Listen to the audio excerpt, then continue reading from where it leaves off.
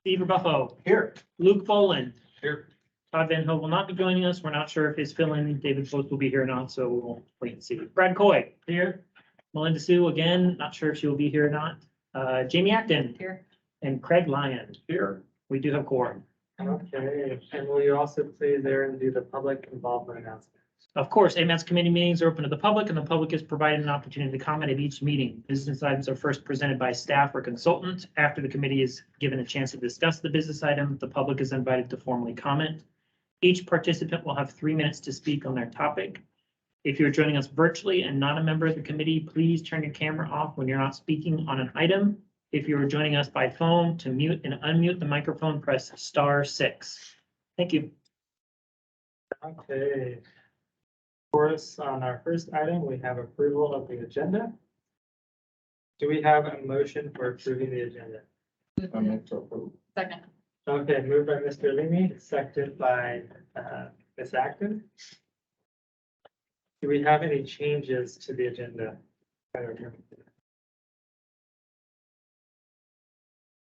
Are there any objections to approving the minutes? Okay, hearing none, the agenda is approved. And let the record show that Sue arrived at 2:33. Sorry, guys. Thanks for being here. Yeah. Next item is looking through our minutes from our December 1st meeting. Do we have a motion? Move to approve. Second. Okay, moved by Mr. Lyon, seconded by Mr. Boland. Do we have any changes to the minutes?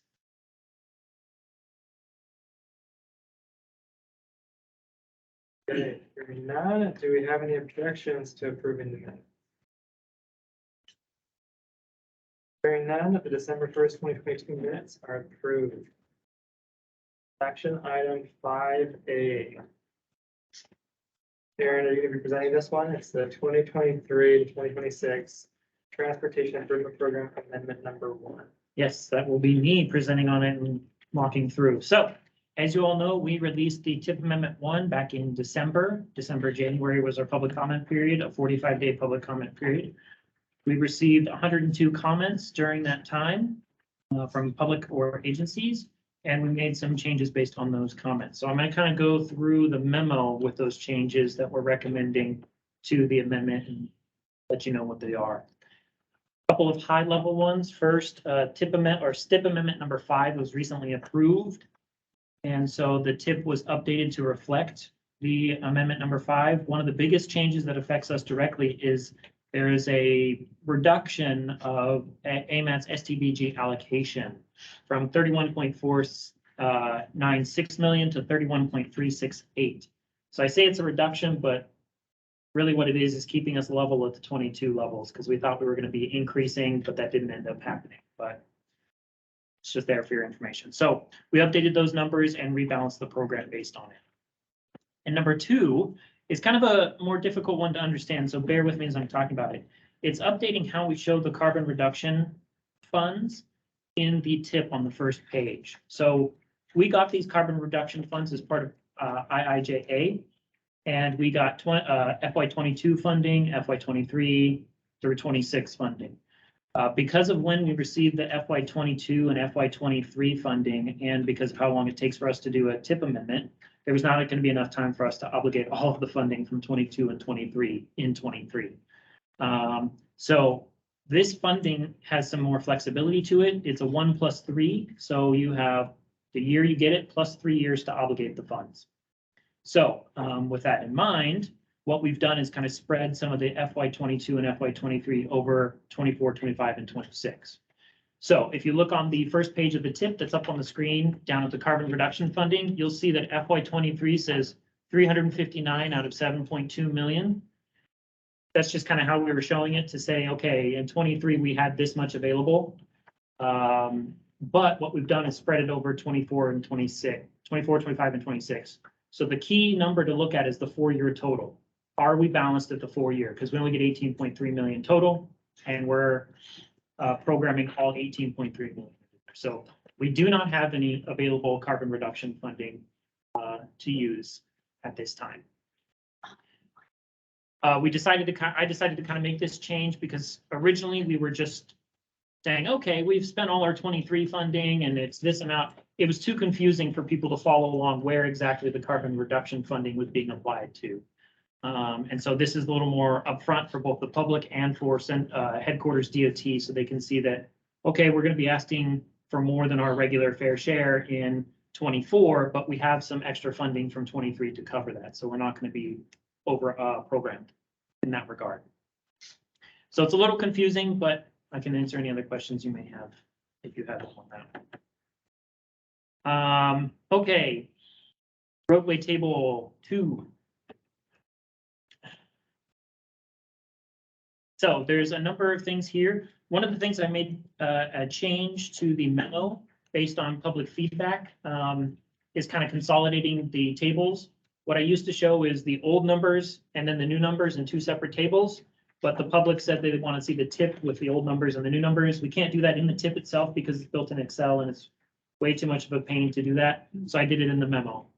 We'll try and work on that for the tip as we get a new version of it going. But you can see here what we're saying is the old numbers and what are the new numbers. The new numbers are in red. So first thing, adding $350K for O'Malley Road for a reconstruction project, unanticipated utilities work. And so it's hopefully the last project increase cost we will get for that project, and then we can be done with it. Increase the design funding in FY23 for Fireweed Lane rehabilitation to help accelerate the design work, and then reduce FY24 funding to balance the program. For Spenard Road rehabilitation, move 23 right-of-way funding as it won't be ready until 24, so we just delayed it a year. Rapid Creek Road rehabilitation, moved the design funding from 24 to 25 to meet the project schedule. East 4th Avenue signal lighting, we added some additional right-of-way funding in 23. And then we updated the cost estimates for the pavement replacement program to meet the current available project starts and to balance the program to account for cost increases on other projects in the roadway and non-motorized tables. Next, non-motorized. We have. Are you on, did you already cover table 6 when you said that pavement? Okay. No. Not. There were no changes to table 6 itself. So. I have some comments on it. Okay, And I don't know if it's too late. I guess. It's not too late. Let's go through. Yeah, that's why I was concerned. We haven't missed any. Okay. All right. Okay, update, table 3, added some new, we added some additional funding to Chugat Foothills Connector Phase 2. It needed some additional funding for unanticipated cost increase due to the conditions out there. So this is the project that we've primarily funded with TAP funding, and so we're adding just a little more funding in table 3 to it. Then we increased the costs for the downtown trail connections. You can see it's a pretty hefty cost increase, so that's where a lot of our carbon reduction funding went to. Same thing for the Fish Creek Trail project. It's pretty standard for this to happen. Our estimates are generally planning estimates, and so as they start getting into the design, they are able to narrow those cost increases and be a little more accurate with them. Plus, we had some pretty significant increases due to inflation. You'll see that as a pretty common theme through this and probably future TIP amendments. We also updated the cost estimates for the area-wide pathway and trails pavement replacement program to help balance the program, and then update the cost estimates in the Northern Lights sidewalk repairs to match the current project estimate. Table 4 for studies. We added $50K in FY23 for the Port of Alaska multimodal improvement studies for cost overruns. Table 5. Yes. So the study's done. Once the rest of it happens. Put it in a different line item somewhere else. Or is it just the study that dies there? Basically, in order to move anything forward, we'd have to add a new project to the TIP to fund it out of whatever came from that study. So if it said, here are the design recommendations we have for it, we'd have to put a project in the TIP for it. This is just the study itself. Okay. Okay, table 5, congestion mitigation air quality.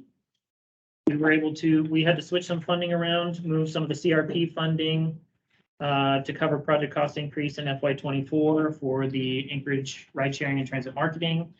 We kept that project whole though, and so we moved STBG funding in there to keep it at the amount that was requested by Public Transportation Department. And then we had to move some more money around and we added a third year of funding to the seniors and youth ride free.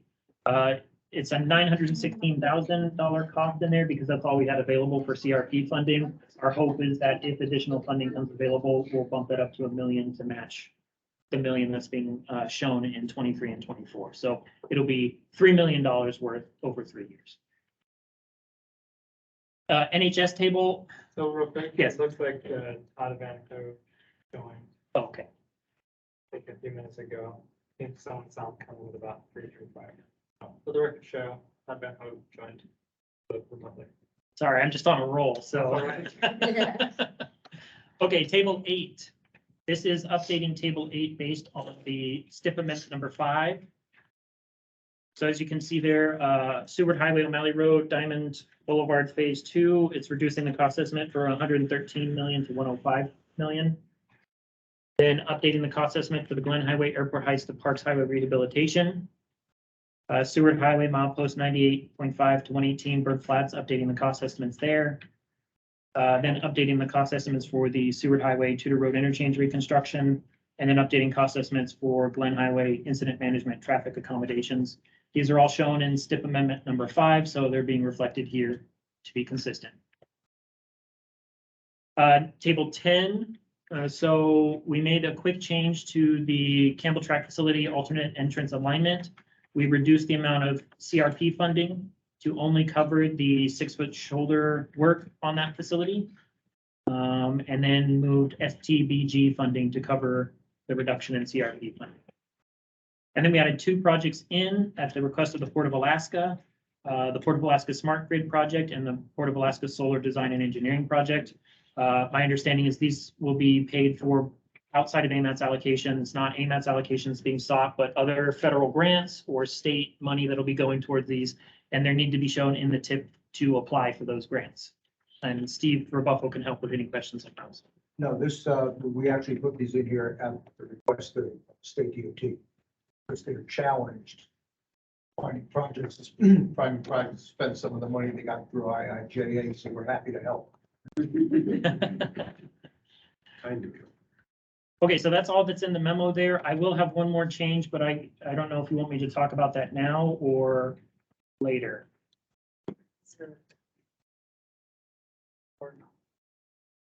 Yeah, we can probably do it now. Yeah, I think if you ask some questions or comments. So, I mean, the next step, we could talk through the public comments, or we could, I mean, I guess, are your comments in response to public comments, or is there something? No, just a correction on one of your table 6 items, general. Okay, go ahead. So on table 6, on line item 19, 36th Avenue and Providence Drive, it says C Street to Elmore Road. EM&E is already working on 36th Avenue and Providence, Old Seward Highway to Elmore. So if you can change Elmore Road to Old Seward Highway, that would be consistent and not overlap with ongoing work that EM&E has. And then on line item 9, very minor, you just want to put an upper DeArmond Road instead of DeArmond. Those are just minor edits. But I think one thing on my general comment is I noticed that Lois Drive and 32nd Avenue is nominated and included in this revision. And it's a project that PM&E had underway already. But when I checked with Russ Oswald, you know, one thing is when we first saw it on nominated as an AMATS project, it caught us by surprise. What happens is if we already have a project underway using bond funds, and then the project gets nominated and is successfully becomes an AMATS project, that means what we've already completed to date will just, you know, get brushed aside and maybe not utilized. projects. It's something that we've become aware of and something that we will look for in early versions of AMATS nominated projects, just so that if it's something that we wish to continue on and not have this issue of what do we do with work that's already occurred, then, there's a common period, we need to catch those things sooner. So we're not adding Lois Drive as part of this amendment. It was already in the tip and we spent about 6 months working on the tip. So I'm not sure That's how why I'm it saying at this point, we caught it just by need to surprise. pay closer attention to it so that we catch it. The good thing about it is I checked with Russ and he says, for the most part, the project as a whole, including 32nd Avenue, is going to be a very expensive project. So we would like to see that be included as an AMATS project. One idea that we had though is Lois Drive, the community back when they really just wanted a pathway and a trail added to Lois Drive, right? We believe with the funding that we currently have, we could complete a trail and at least get that facility updated and get something that the community desires and could, be a benefit to that area, and then not have to wait for the whole project to get designed and built. It could be an interim improvement. That was an idea that we had. We have over like 1.5 million, and actually we have 2.3 million currently So, of funding. so from the AMATS process, do you have any concerns there from what Glenn is? I mean, we talked to PM&E and they were okay with us moving forward and putting this in the tip. So it's a little shocking to hear that this came as a surprise when we directly asked if it was okay to include it in the tip, because we knew they were doing work on it already. But I guess I would have to ask DOT, and I don't know if Sean or Luke can speak to what would that do to the process? What impact would that have? Because I don't know. John, you're halfway standing up. Sure, go for it. Yeah, Sean Basky, the head of the design section at DOT here in Central Region. So, yeah, as far as what a federal project would do if the municipality were to go in and install a trail, obviously, we would have to move forward with scoping the project, assuming that that would be in place. We would have to survey later on to make sure that we captured anything that was placed, but from a federal process standpoint, because it's not using federal funds, for the community to go in and put anything in, then I don't see any concerns from our side. We just have to make sure that we were all on the same page and coordinating and communicating and hopefully try to reduce the amount of rework that we be doing for the follow along project that would incorporate. I think it was more of a complete streets approach to the lowest in particular. True. Through that space, so. That answer your questions in that? I mean, that's what we would like to propose, is get something that the community wants, not have them wait for, could be 10 years by the time we get through the whole environmental process and the design process and So I think it sounds complete like the rest of the project, and we won't do any Yeah. changes to this now, but as you go forward, you can we'll just keep do on some track and then coordination. As rescope it for our work to just focus on trail. sounds like a good approach. to Yeah. Have what you're doing. We would still need to do a waiver because the projects that we would move forward on typically would want to look at that complete street scope.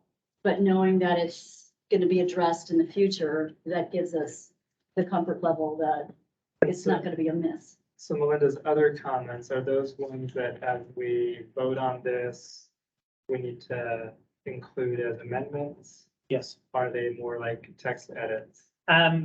We can just kind of generically capture them to be like the comments made by, table 6. We'll add those in, but it'd be nice to have people vote on them just so we have clear line. I don't see a problem with it, but it'd be good to have it in the record that y'all voted on. Sounds good. Do we have any other questions or comments from the committee? So I have one thing. Okay, So always love last minute things. Monday, I received a phone call from Parks and Recreation on the multi-use pathway from Tudor Road to Northern Lights Boulevard project. It's NMO 00012 in table 3. So and we're combining it with the West Tudor Road Pathway Connection project. So unfortunately, Parks and Rec right now is kind of constrained on their ability to pay the match on projects. They're already paying the match on a number of pretty expensive AMATS trail projects, and so they are not going to be able to meet the match on this project for any phase of the project. I reached out to PM&E, Melinda, and I was informed that ARTSA bonds, please correct me if I say this wrong, cannot be spent outside of Muni right-of-way on projects. As this project is intending on being in the railroad right-of-way, that falls outside of the Muni right-of-way, and they are unable to spend their bond funding on it. So I reached out to the Parks Foundation, and the Parks Foundation reaching out to the Assembly to see if they can provide any funding. But right now, our big hope is a legislative request by the Parks Foundation to try and get funding from the state to pay the match on this project. With that said, I would make a recommendation to the committee that we don't delete this project, that instead we move it to 24 and give us a little more time to see if we can come up with the matching funds for this project. If in 24 it's determined that we need more time, or it just looks like we won't get the match for it, then we can make a decision whether we want to replace it with another project or kind of what our decision is at that point. You'll notice that there's two funding sources, STBG and TAP. The TAP funding, we are able to move it from 23 to 24 with no repercussions. I reached out to DOT headquarters through James Starzik, who helped me with this, and they're comfortable with that. And then the 500,000 in STBG will have to move some CRP funding around to accommodate that and fill those projects with STBG instead of CRP, and then use the CRP funding in later years. So that's my recommendation. okay, so just so that I'm clear, the NMO 00012 project, the funding we get shifted from 23 to 24. Yeah, we do $1 million for design in 24 for the TAP funding. We don't have any really free STBG, but we can probably use some of the CRP funding that we're going to free up and put it in there and keep it at 1.5 million for design. And then if we need to make any more edits, we can do that with the next amendment and keep going. I would very much like to keep that project going, hopefully start it at some point. I think it's a really good connection. It's making that final connection from the Fish Creek Trail at Tudor Road area up to the Northern Lights Boulevard area, where we're doing the next portion, which is Northern Lights to the Coastal Trail. So it'd be a really good project, and we're going to do what we can to see it happen. And we'll keep you guys updated. So thinking a little bit more about this agenda item, we do have comment response table, and often have at least provided the committee a chance to ask questions, to look through kind of not comment by comment, but more page by page, or those who provided comments, I'll look through those comments in that order. So is there interest from the committee in going through and talking about the comment response table? Maybe the better way, is there anyone who feels like we should skip and go through to the next part? The next part on your agenda. Yeah.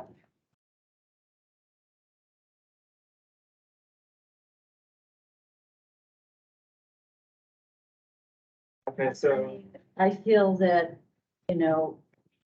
Aaron and Chelsea, they met with PM&E. We went through and added our comments and looked at kind of what generated a lot of the amendments and what was in there. So I'm fairly satisfied that they've captured the comments and it's reflected in the current tip.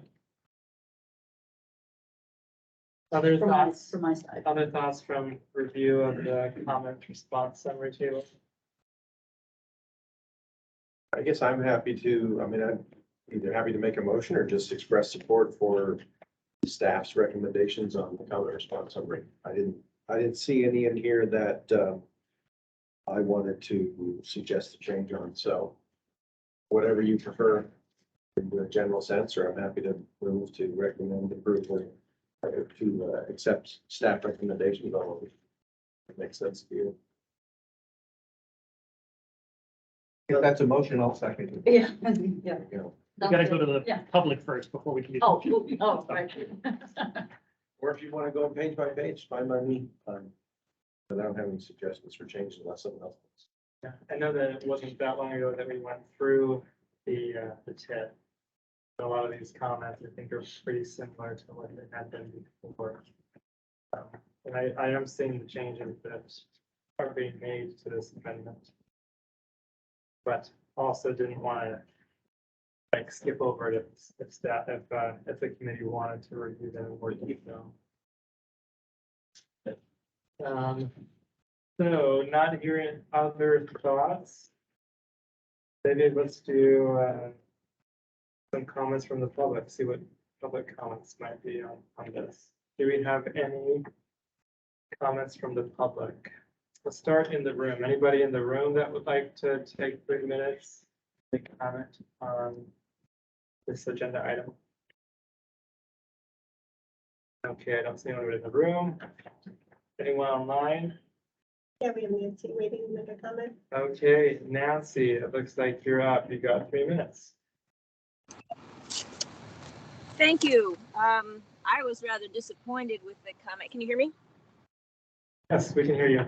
I was rather disappointed with the comment response. It looked as if autofill was possibly used for no comment and no change. So it's disappointing, but I would like to reiterate a couple of the comments that weren't addressed adequately. The pavement repair programs, the current version you have cuts even more pavement repairs for both trails and roadways. For every one of the next 3 years, the Trails and Pathways budget was cut over 50% from the original, and now roads are cut by at least 35% every year. And it boggles the mind that we don't fix it first, that we're going to just accelerate construction and not fix what we already have.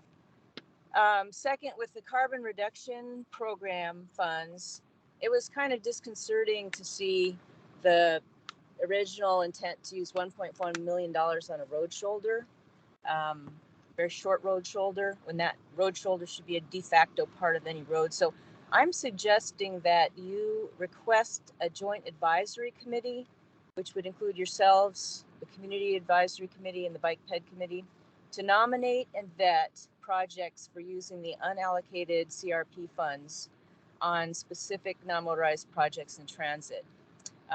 With your multiple types of expertise, you can ensure effective carbon reductions beyond a road shoulder, when again, it should be a de facto part of a road.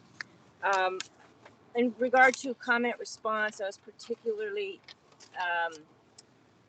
well, I guess I should say a little bit offended by the staff's insistence that they have completed the work of mapping the non-motorized easements and rights of way. Our community council sent AMATS a half dozen examples of phantom easements that are unrepresented on commonly used mini maps, and AMATS didn't even respond to that. Maps are critical for public awareness and for staff decisions on non-motorized connectivity, especially because there's no municipal transportation planner, and that might be part of what happened with your lowest road overlap. So that work was directed by the policy committee, and basically staff has said it's done and it's not. So that should be corrected in your findings here. And finally, canceling or delaying the 92nd Avenue freeway interchange and related projects would free up a whole lot of money and not burden the city with a road that will induce traffic and create maintenance costs that we can't afford. We need safe transportation for pedestrians, not a full freeway interchange and roundabouts. And it's not too late in the process to stop that. and spend the money more wisely for Anchorage. It's wrong that the 92nd interchange supports the land use plan 2040. It actually works against a walkable neighborhood community center at West Abbott by diverting residents to the Diamond Regional Shopping Area. And although 92nd Avenue is shown as a future transit corridor, it ranks last in priority of future transit corridors. So with that, if you have any questions, great. But I really do hope that you will continue the mapping work for non-motorized easements and restore some of the pavement repair funds and cancel the 92nd Freeway interchange. Thank you. Okay, thank you, Nancy. Are there any other public comments? Okay, looks like it's time to move on to the motion, and we can have more discussion after the motion. You still ready to make that motion? I Craig? move to accept staff's recommendations on the comment response summary. I second it. Forward it to the policy committee, is that what we're doing? Sure, Or, that's what we normally do. right, Well, that was Todd seconding it. okay. Is there anything else that that motion should include for us to wrap up this item? If you want to act on the pavement replacement one, maybe you can make that as a separate one. And then if you want to do the non-motorized 12 one, the pathway one, and delay that to FY 24, make that as a separate motion as kind of amendments to it. Okay, thoughts, Craig, which way would you like to go? Well, I think it's cleanest to say, let's do the comment response summary, and then we can do those other two sections Okay, separately after that for the tip itself. But the comment response, or do you mean for? I think we should just do the comment response summary like this, and then make those two changes to the actual tip amendment, Okay, sounds a good. separate thing. So, Make it nice and clean. okay, so your motion is to forward the comment response summary to the policy committee. Yes, please. Okay, and motion made by Mr. Lyon and seconded by Mr. Van Ho. If I picked up his voice correctly online. So, Any discussion?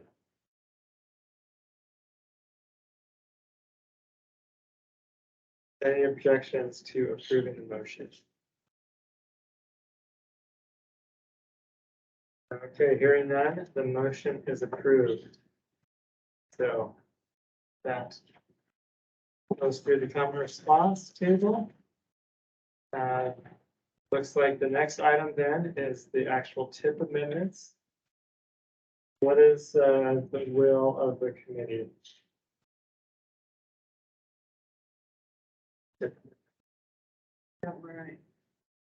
Sure, you can make the motion. Make a motion.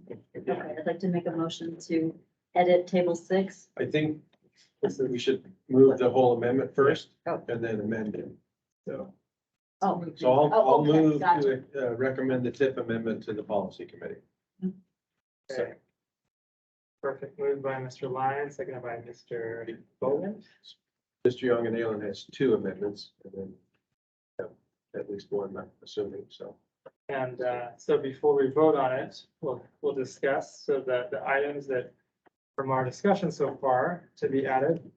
One is what Melinda had mentioned of changing table 6 to say upper anti-armor, and then also changing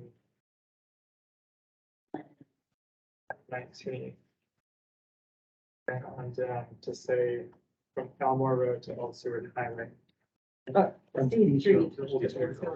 guess what I mean is to replace the word Elmore Road. Correct. Sorry. You see what you're doing there?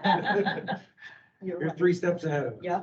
And the other item is to move non-motorized plan project well, the table 3, 2023 to 2024 funding. So was there anything else that we've talked about that we're missing on those? Not for those that we talked about earlier. That gets those. So we could make an amendment for part or all of those. We could talk a little bit more if there's any other amendments that we want.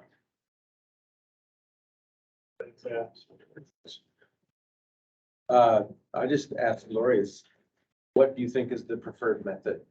Accept those as friendly amendments to my original motion or amend the amendment? What's that? You're welcome to do friendly amendment. Okay. So I think Mr. Coy verbalized them. If we have those, I would accept those as friendly amendments to the original motion. Okay, Mr. Van Ho, would you also second that friendly amendment? Yes. Second. Okay. Any other comments or discussion? Oh, sorry, that was Luke. Okay. Oh, was there? Mr. Bowman. Okay, Mr. He was on the original comment response. summary. Right, My- okay. my Thank you error. for catching that. Yeah, no objection. Okay, perfect. Sorry about that. But thank you for correcting my error. Other comments, questions from the committee? Okay, what is so are there any objections then to approving the motion? Okay, hearing no objections, the motion is approved.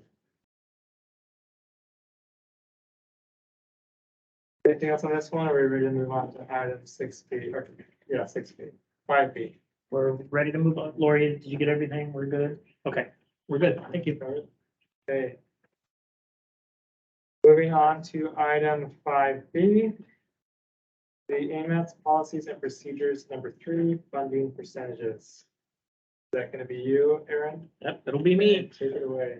Okay, everyone, so not long ago, we came forward with the MTP financial analysis, and as part of that discussion, the TAC recommended that the number to use for non-motorized funding was 22.5%. Historically, we've done 10% as part of the MTP, but it was recognized that we're moving into kind of a new era to provide more funding for non-motorized projects. As part of that discussion, it was brought up that our TIP funding percentage might need to change as well from its current 10 to 15% to 15 to 30%. You know, right now in the TIP, we're at 20% for non-motorized projects, not including pavement. And so, you know, we're already above and beyond our 10 to 15%. So it was said, why don't we have a discussion about 15 to 30 instead? Policy committee agreed. And so before you is an update to our funding percentages for the policies and procedures that reflect that 15 to 30%, as well as the other changes to the other categories. So I'm going to do a quick run through of all the changes we're recommending and see what you guys think. So an overall change is to make clear that the funding percentages we're talking about here for the TIP tables 2 through 6. Those are the AMATS allocation tables.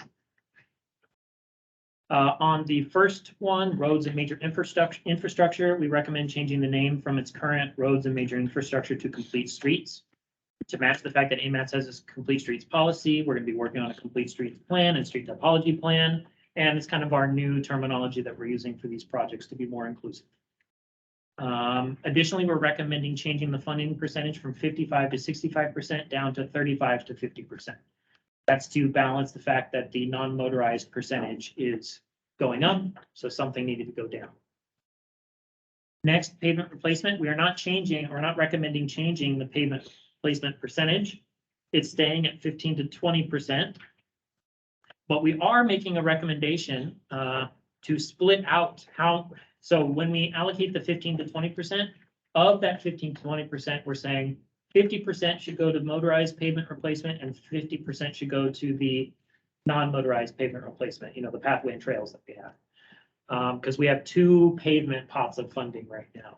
One is for roadways and one is for pathways and trails.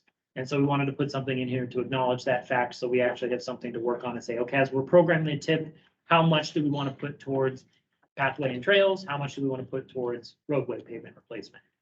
I recognize it's a static number. It's an error on my part. It probably should be a range to give us flexibility, like 35 to 50% or 40 to 50%, something like that. So we can discuss that if you guys want. Next is what is in here is called transportation enhancements. That is non-motorized. It has not been transportation enhancements for a number of federal fiscal funding bills. So we are updating the language to what is, moving into the new terminology, which is active transportation. Right now we call it non-motorized, but part of that excludes the motorized, non-motorized users, so e-bikes and stuff like that. Active transportation does a better job at encompassing all users of that system. And that one we are recommending changing from 10 to 15% to 15 to 30%. Congestion mitigation air quality.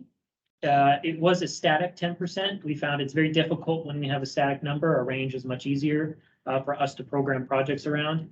We're recommending 10 to 15%, as well as getting rid of those sub-allocated things, because that's the old way of doing it. So we're recommending getting rid of that. And then we're recommending adding a new one for plans and studies.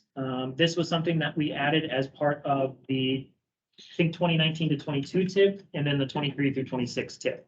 Because it was recognized we were doing a lot of plans and studies. We were putting under the CMAQ table, and was causing a lot of confusion because CMAQ funding really can't go towards plans and studies, with some exceptions. And it was just causing some headaches at headquarters as well as the public, because they weren't sure what was going on there. So we pulled it out, put it in its own table, and we're recommending 5 to 10% of the AMATS allocation. Just recognize these percentages are over the 4 years of the TIP.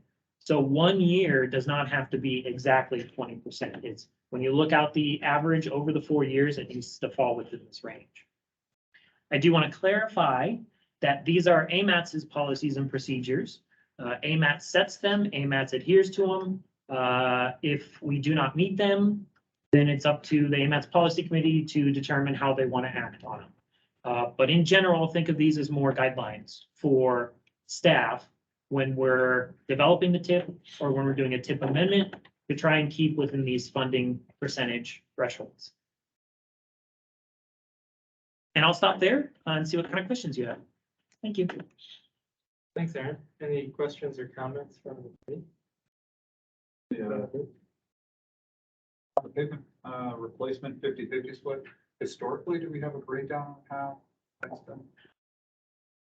It's been split? No, because the non-motorized pavement replacement is so new. We just started it with the 2019 to 22 TIP. So we only have 4 years worth of funding history, and it's also in the 23 through 26. So it can't really give you a good idea because it's kind of so new that we're starting out with it. I can find that info if you want, but it's not really going to tell us a whole lot. Probably something we can track moving forward. Be interesting. Yes. And then on the 50-50 split that you have there, you mentioned that might make sense to be more of a range. How would you reword that? Recommendations for. So we just put it in as a range. So for A, where it says motorized pavement replacement, instead of 50%, we'd probably put 35 to 50% or 45 or 25, kind of whatever range you guys wanted to do.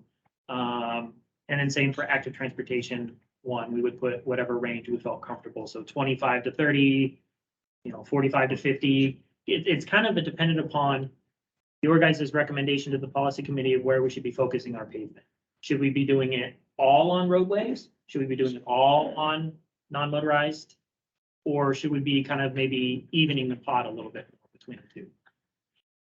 Are the non-motorized, those are the bike lanes on the road or just like the multi-use trails? We typically they are the trails and pathways. Bike lanes, I think, are done as part of road motorized pavement replacement. I realize I should have rephrased my question as an active transportation.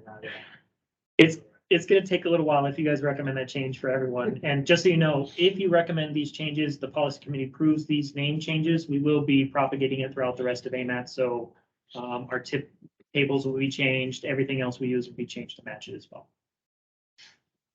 Another question that I have is in this pavement replacement, so the 50% is 50% out of the 15 to 20. Correct. So it's so if we change that to 35 to 50, we would change the other to 50 to 65. It's kind of how you want to break it down, but that could be an option.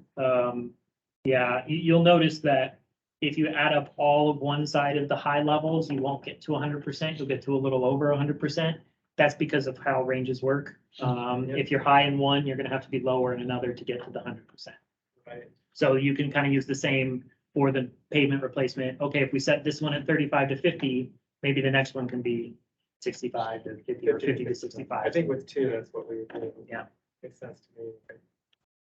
Thoughts from the committee on, do we want to request that B have a range? I think the range would make sense there. Another question, in terms of our tip, do we have an idea of what the breakdown would be with the projects can be delivered in that time frame? So I did a quick analysis of where we're kind of at with it. So, you know, looking at the range, the overall total, it's actually kind of where we're at right now. So complete streets projects, or what would be called complete streets projects, we're currently at 40%. Pavement replacement, we're currently at 22.9%, so we're a little over the 15 to 20%. Active transportation is currently 20%, so we're kind of in the middle of that 15 to a little low right now, but CMAC is 16% and plans and studies is 0.9. I do want to point out, this does not include the other funding that we have, the carbon reduction funding, the true CMAC funding, the SRSA funding, and the TAP funding.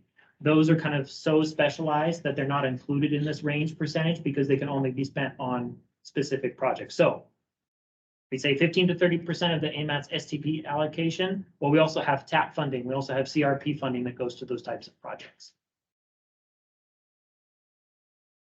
All these percentages are just planning factor recommendations to give to the staff, to figure out how you're gonna cut them. Correct. And if you find yourself in a trick because you can't make one of those percentages, then what happens? You come back to us. Yeah, we kind of let you, we let you, typically, you know, as we saw with the TIP amendment, we bring it forward and be like, hey, we're at 65% for complete streets, but you say 35 to 50%. You know, some tips are going to be like that. You may notice that we have some pretty expensive complete streets projects coming up. You know, $60 million for the Eagle River rehab. That's going to be pretty expensive. So it's going to skew the numbers as we get closer to those big constructions.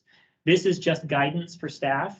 And if we don't meet it, then we kind of let the committees know. And if they want to take action to change the projects in the TIF, then that's kind of up to the committees. There's no repercussions to AMATS if we don't meet these funding percentages. But you can conceivably find yourself in a situation where even with ranges, you've got to come back to us. Yes. Yes. I mean, maybe I always have to come to us. They're just kind of saying this is how it falls in or out. Question for you about the CMAC. So since that's not the true CMAC allocation, should we call it something else? It probably would be good. So hold on just a second. In the TIP, I just know FTA is starting to really get kind of. yeah, they're trying to. So in the TIP, it's a little funny, and I know headquarters is DOT headquarters has had some comments on this as well. So in the TIP table 5, we do actually have true CMAC funding that we're putting towards things. Right. We also have our STBG allocation that we're putting towards CMAC eligible projects. So what we're talking with this funding percentage is STBG going to CMAC eligible projects. We could put that in there and say this is, instead of saying CMAC on the policies and procedures, we can say AMATS STBG going to CMAC eligible projects or something like that. Might go over a little bit better for FTA when we're looking at those projects that aren't truly funded with CMAC. Yeah, and since we added in the funding codes, we're hoping that can help a little more as well. But yeah, I think we can work on the name change if you guys want to make it a little clear that it's not really true CMAC funding. Thank you. I'm also focused on that 50-50 split in the pavement replacement, just knowing the volume of asphalt and the cost for a unit of length of a road compared to a unit of length of a pathway or a trail facility with a 2-inch lift versus a 4-inch lift or thicker. It's just such a huge magnitude and difference that you know, whatever your range is, I would like to see a quite a larger split for the actual road versus just the pathways, the trails. Just knowing the magnitude and cost per unit length is such a vastly difference. Okay. From my perspective.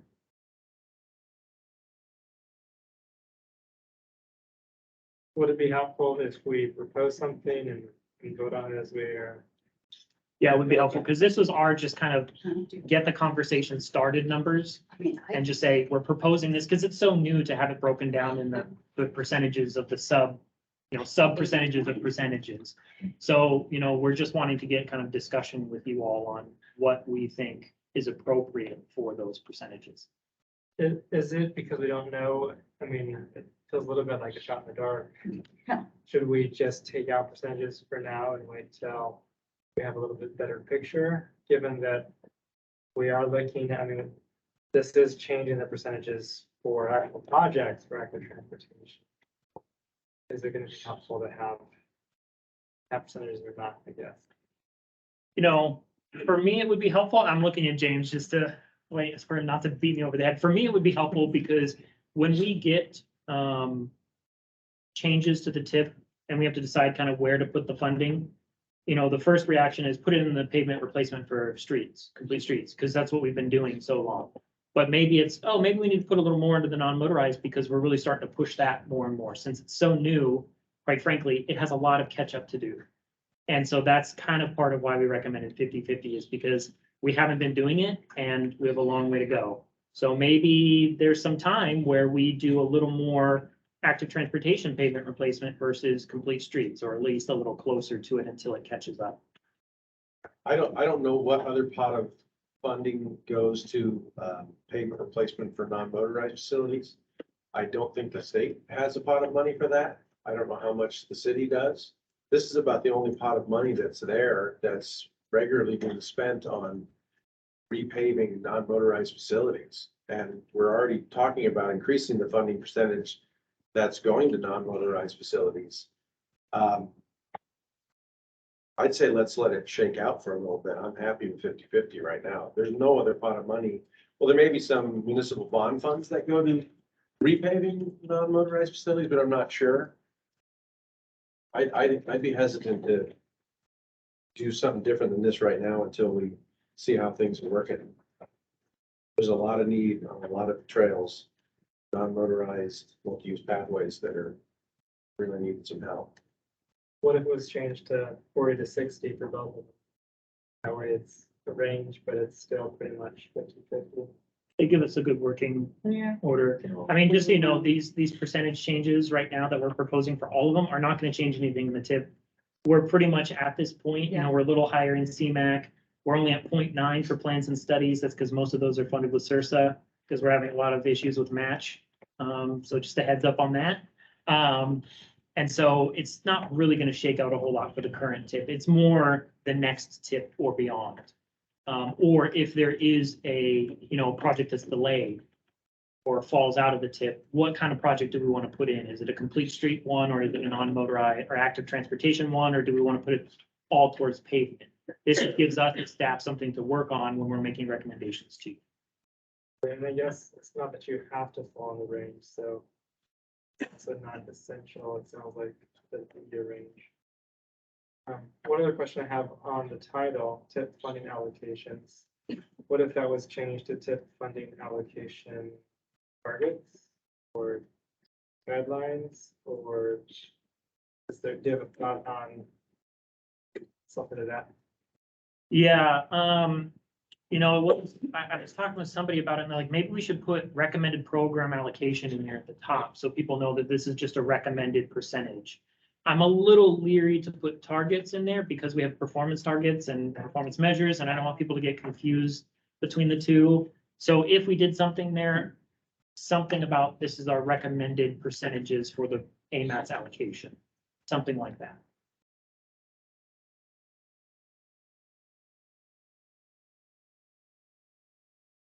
Best it will be for either of those categories is really 50%, 20%, just 10%.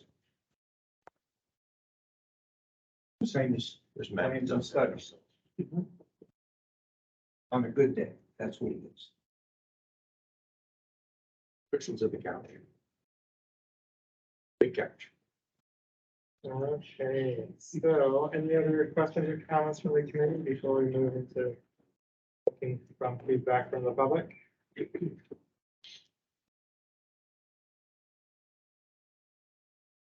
Okay, let's move to see if there are any questions or comments. Is there anyone online that would like to make a comment? Cheryl has her hand up. Okay, Cheryl, you've got 3 minutes. Okey doke, I'll try not to use them all. This effort seems to be a solution in search of a problem, and I urge you to postpone action on this. These are big policy questions. How much will we spend on non-motorized versus motorized? Complete streets versus freeways? I remember the mayor who capped non-motorized. He was really upset about these trail people and their incessant demands for constructing new trails. It's been a long time. Interesting, we haven't really revisited since then. Those percentages were put in as a hostile move to prevent excess spending on non-motorized transportation. I don't see that it's going to benefit from increasing them a little bit. We need a non-motorized plan in Anchorage that actually delivers kids to schools and adults to work without using a car. I don't think we're there yet. It may take a lot of money to get there. So I don't think this is a place to make these big policy decisions. You look at complete streets, the way I remember the language, and I searched quickly online, couldn't find it. When the federal policy was declared, last year, they talked about all new construction in cities, they expect to follow the complete streets paradigm. So 50% seems a bit weak on that. If you look at another objective that I hope Anchorage will adopt in the new MTP, and that's fix it first. It's insane that we're not maintaining what we have, and yet we continue to build new. As much as I like my trails and pathways. So again, I urge you to postpone this. It's unnecessarily complicating major policy issues. Thank you. Okay, thank you, Cheryl. Are there other comments from anybody online? Anybody? Any comments from the public in the room? Okay, go ahead, state your name, and then I'll give you 3 minutes. Hi, everybody. I'm Emily Weiser with Bike Anchorage. I wanted to thank you for considering these changes today. I know there's been talked about with the policy committee and the TAC board. And they are really in line with what we're doing right now. So I don't see these as drastic changes, but I do see them as needed and helpful changes. So thanks for your consideration. Thank you, Emily. Okay, and I saw another hand. Go ahead.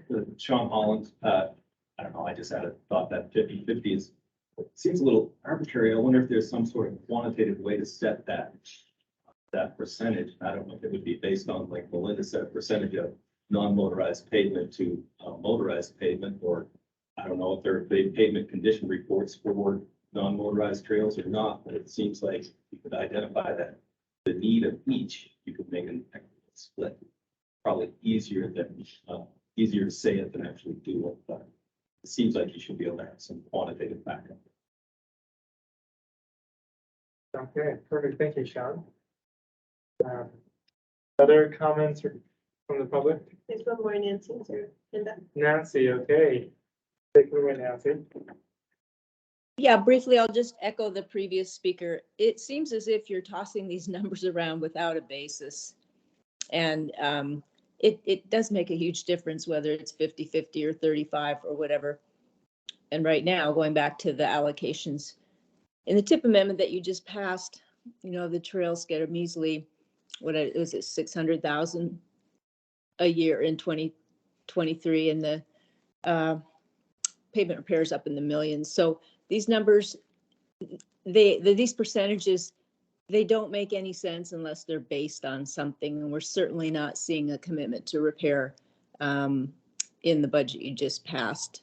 So I'd like to see some basis for any decision you make on spending splits. Thank you.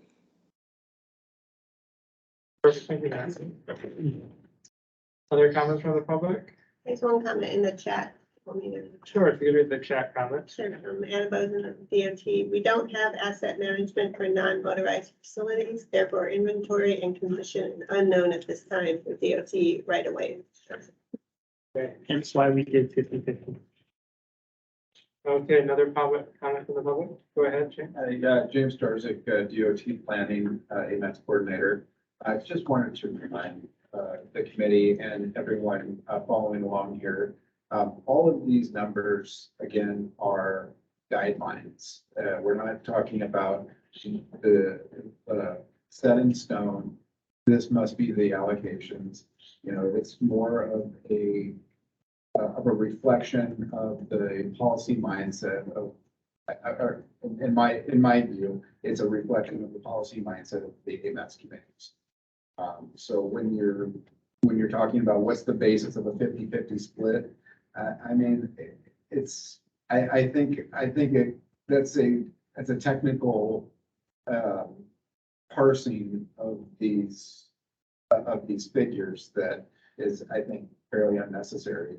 I mean, really what we're talking about is this is just reflecting our goals and aspirations, keeping staff informed as to where the policy feels the money needs to be going. So, you know, just keep that in mind, that it's not as hard, it's not a hard and fast determination that you're looking at here. Okay, thank you, James. Any other comments from the public? Online, audience?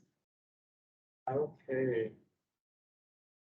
What is the will of the committee?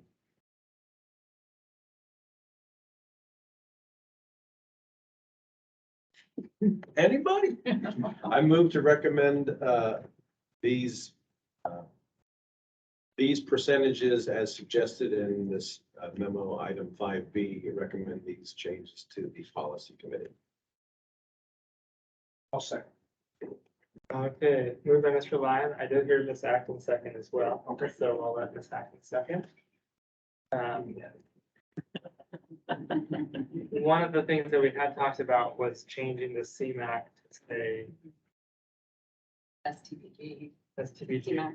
Yeah, and I have STBG funding to CMAC eligible projects. Okay, are you Sounds open? good to me. Okay, it sounds like we have the motion and the second that are accepting that friendly amendment. And any other comments? This one make just one or two comments here. So when I started centuries ago, we had three things that we funded in this funding allocation: roads, transportation enhancements, and CMAC, and that was it. And roads was just roads, nothing with pavement replacement whatsoever. And a former Central Region Director of DOT suggested that they were having a challenging time and had a huge backlog of pavement replacement projects in the Anchorage area that were on DOT routes only that really needed some assistance. And this was when state capital budgets were at zero, and they just weren't getting much money at all for any pavement replacement. And so he suggested if we add, I think it was 15 or 20% of the roadway category, put that into pavement replacement. And so that was their only real opportunity to do a lot of pavement replacement on some of the major roads around Anchorage. All of the state-owned larger capacity roadways. And so we did that for many years just as that. And there would be an occasional municipal facility that got in there, whether it was a typo or by luck, but occasionally some municipal facilities got in there because the municipality has bond funds that they put towards pavement replacement from time to time. A few years ago, we started putting in pathway and trail, I think is how it's first put in, but non-motorized facilities. And they also have a really challenging time getting any pavement replacement for those multi-use pathways. So I think this is a excellent move to not only put more money towards, or do the allocation that percentage-wise puts more money towards non-motorized, but also updates it to active transportation, et cetera, because these aren't enhancements. Enhancement would suggest that it's, hey, this is something that'd be nice to have, and it's not something that's nice to have. Those are the ways that a lot of people, that's the only way they commute, they get to work, they get to classes, et cetera. So I think this is a great change. Very supportive. Okay, thanks for your comments, Craig. Other questions or comments? Go ahead. Yeah, Steve. well, it's kind of unfortunate that this is a policy and procedure that changes, because that gives you the feeling that it's gonna carry force like a law. So when you're changing the policy, too bad it's not a guideline, because that's really what we're doing, giving some guidance to the staff to take their best shot at allocating your dollars to where it makes the most sense to do it. And there's flexibility in it to bring anything back to us that you want, or you need to have a little bit more discussion. So I side with Craig, that if we look at this in the context it's really meant to be in, then I don't see it as onerous and as serious a commitment as it might otherwise be viewed to be. Yeah, I'll also share that when it was 15% of the allocation going to non-motorized facilities, the state legislature passed a law that said that limited it to 10%. And that went to court, and the court basically said, the Alaska State Legislature has no ruling over what this MPO gets to do with their funds. It said that the 10% can apply to what DOT spends on non-motorized facilities, but AMATS and now FAST and soon to be the Matsu MPO, they could spend 90% of their funds on non-motorized if they want to, and the state legislature doesn't get to weigh in on that. So this was 10 to 15 for many years, and this is a good change. Okay, other questions or comments from the committee? I have a question about, so if it's in the road right away, it is a pathway. And so our local match would come from a bond from the MOA side. And then if it's if it's a trail with like a parks and rec facility, it would be up to them to come up with a match. Just kind of keeping that in mind. I know it's a bit of a strain for parks to successfully continuously have bonds passed for that. Just something to keep in mind. It's maybe a little bit easier for MOA side and the PM&E side. So how that's split. But if it's a catch up and those facilities have been, the condition needs updating and maybe the focus can shift and maybe see how it goes and then get back to where we have a little bit more information as we go on for the next cycle, I'm with proceeding. And part of, so, we had the discussion about the match issues on the pathway. That was kind of a last minute heads up because no one really had alerted Parks and Rec this was coming. And so it kind of fell on my shoulders, and then Lois Drive kind of discussion about that project. So in keeping with your comment about match, part of what I'm going to have to start doing is meeting with the Muni and DOT a little more often on these projects and say, okay, here's our list of projects. Here's what we're wanting to move forward on, or here's what we want to put in the tip when we develop the tip. What are we going to do about match? Are we going to be okay with it? Is there too many projects, too few projects? So I think it's an opportunity for us to kind of enhance our communication between the different groups and kind of work together on it. So no one's blindsided and caught off guard on it. Other committee comments? Okay, I think we're ready to vote. Are there any objections to approving the motion?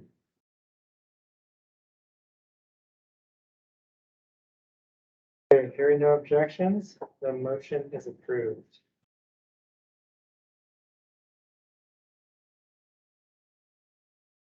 Okay, so that was 5B. Let's move on now to item 5C, which is the letter to the legislature prepared by the Community Advisory Committee on winter maintenance. Are you gonna be doing that one again? It'll be Christine, as she's also running the meeting. 8-minute journals, yeah. I am Christine, the planner at AMATS, and staff facilitator to the Community Advisory Committee. They had an opportunity to fill out a winter maintenance survey for DOT, and they wanted to follow up with a letter to the legislature to express their concern for getting more funding for this operations and maintenance need. So they met on January 10th for their first quarter meeting. They prepared a letter, and then they approved that letter to be submitted to you and to the policy committee to recommend that it be forwarded to the legislature from the AMATS policy committee. Okay, are there any questions or comments from the committee? Just for the record, the Public Transit Advisory Board has also drafted several resolutions that are in line with this letter and also responded to both surveys, I think. So I think that this conversation is timely and we are definitely seeing the impacts of the removal. So PTAB also is getting involved. Thank you, Jamie. Other questions or comments from the committee?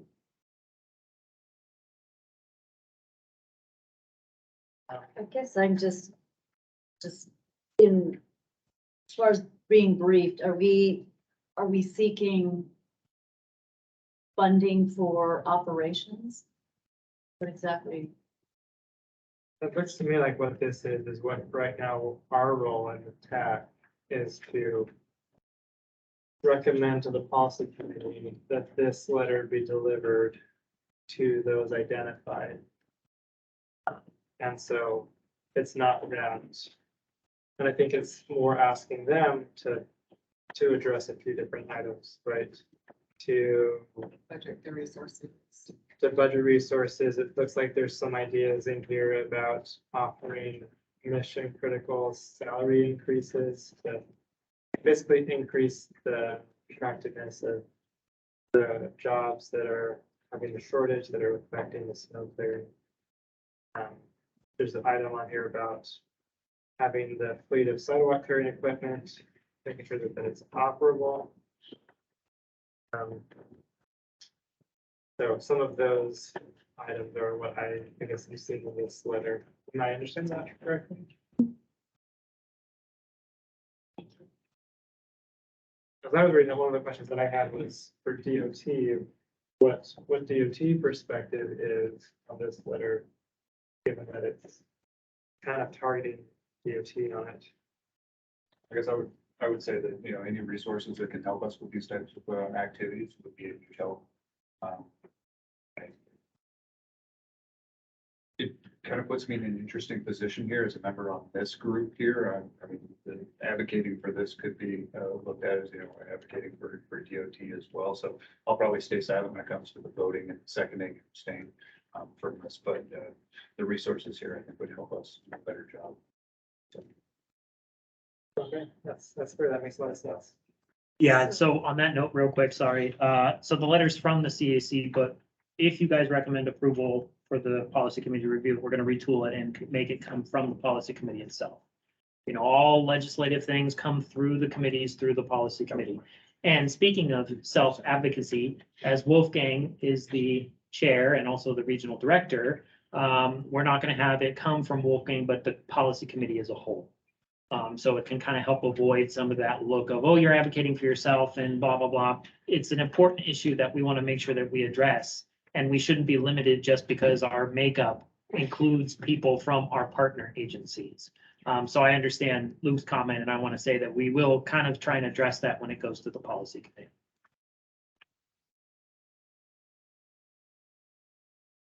So it seems like then the action requested would be to recommend the policy committee. When I said delivery of the letter, is that's encompassing adjusting it to be from them too? Or should that be specifically mentioned in the motion? I mean, if you want to keep it open to everyone understanding, you know, I just explained it, I think it might be good in the motion to be like, you know, rework this letter to be from the policy committee and recommend approval, whatever you guys, something similar to that. But yeah, you might want to include it in the motion just so it's clear. Yeah, that would make it definitely stronger. And clear that what we're recommending is that it pretty much be from AMATS, not just, oh, here's the letter that our committee wrote. Hopefully give it a little more weight, more, not just that it's from the CAC, not that they're not important. It's just now it's all in that's recognized as it. Yeah, that probably even better accomplished what the CAC was shooting for is having all of AMATS build on what they are putting forward. Okay, any other questions or comments from the committee? Did it really need January 10th, 2022? That's when they approved it. So we'll update the date to, 2023. Oh, you're right. we'll update the date and the year to be 23 instead of 22. Good catch there. Okay, they were visionary, man. We should have had all of that. I saw it as coming. Yeah. Okay, are there any questions or comments from the public? Go ahead. I'm Mark Butler, former, now retired, Department of Transportation and Public Facility person. Just a very small little tiny point. Aaron, there is no Ted Stevens International Airport. It's either Ted Stevens Anchorage International or Airport, or Anchorage International Airport, or the airport. Even though weather people in town will say, out of Stevens International or something like that. So that is the name of the airport, at the airport, which is part of DOT, of course. They will only refer to them in the full way. So if you can add Anchorage in there, that'd be great. Right there, right over the chair's head. Okay. Sounds good. Fortunately, I did understand that, so I wouldn't agree that it was over my head, but. Okay, any other comments or questions from the public? That was a good one. Thank you for that catch. Okay. Seeing none, what is the will of the committee?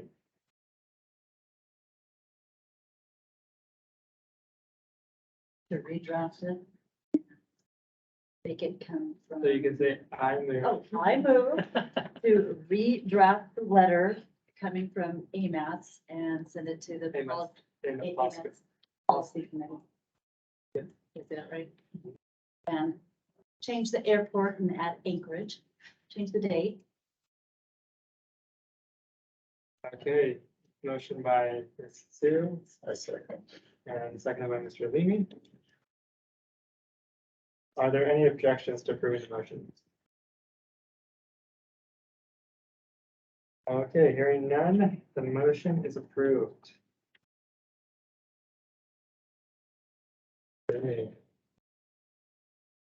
Now that we've moved through all of our action items, we have a few project and plan updates on the agenda.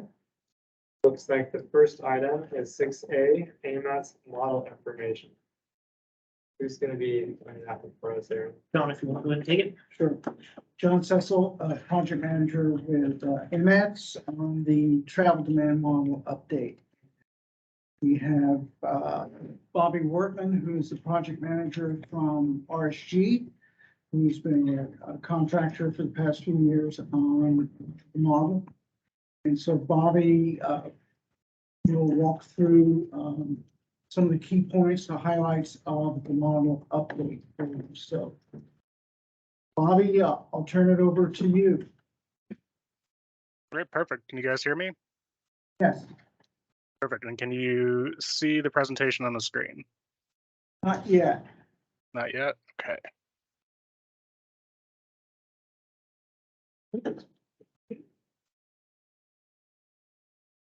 It looks like it's showing your screen, but it's just black.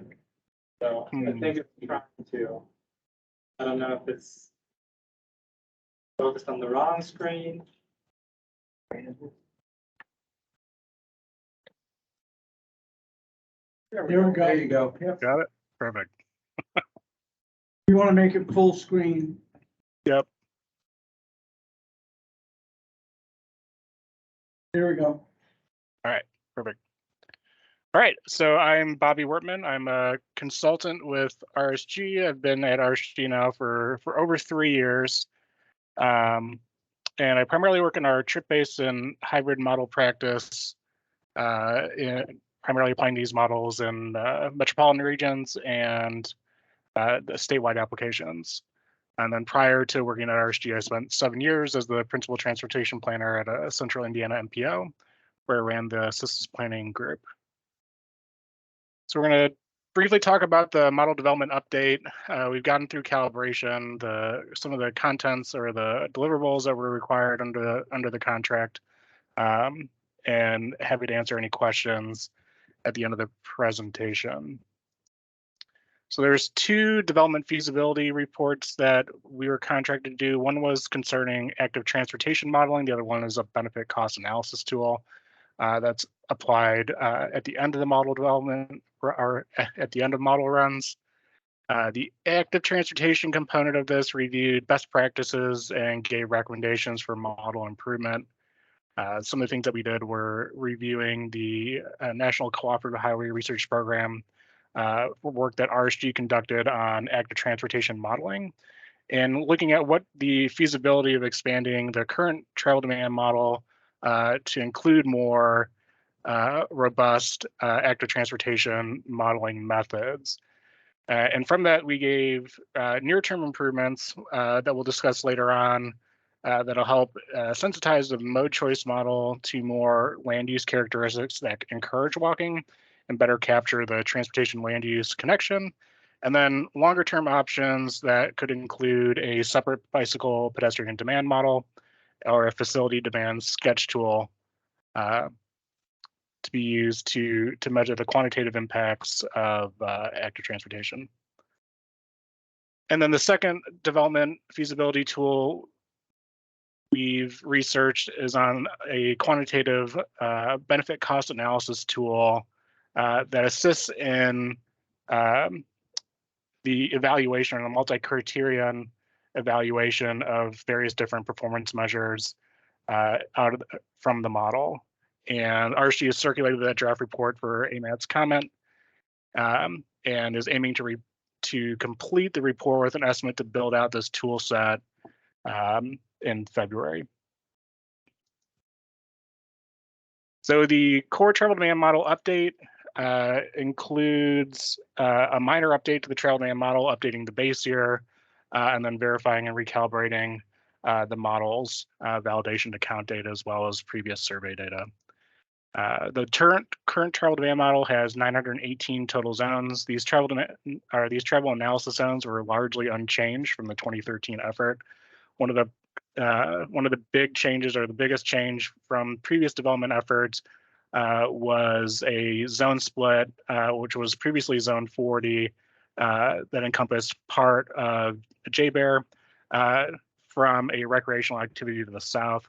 This was done during the Seward Glen PEL project because there's significant activity or recreational activity that we were picking up from passive data with the zone that was being lumped into JBER when it shouldn't have been.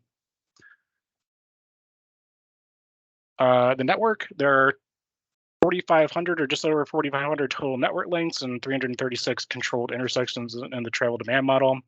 The development update largely updated these from 2013 to be sensitive to current roadway geometry conditions, total lanes, speed, median types, the functional classification of the facilities.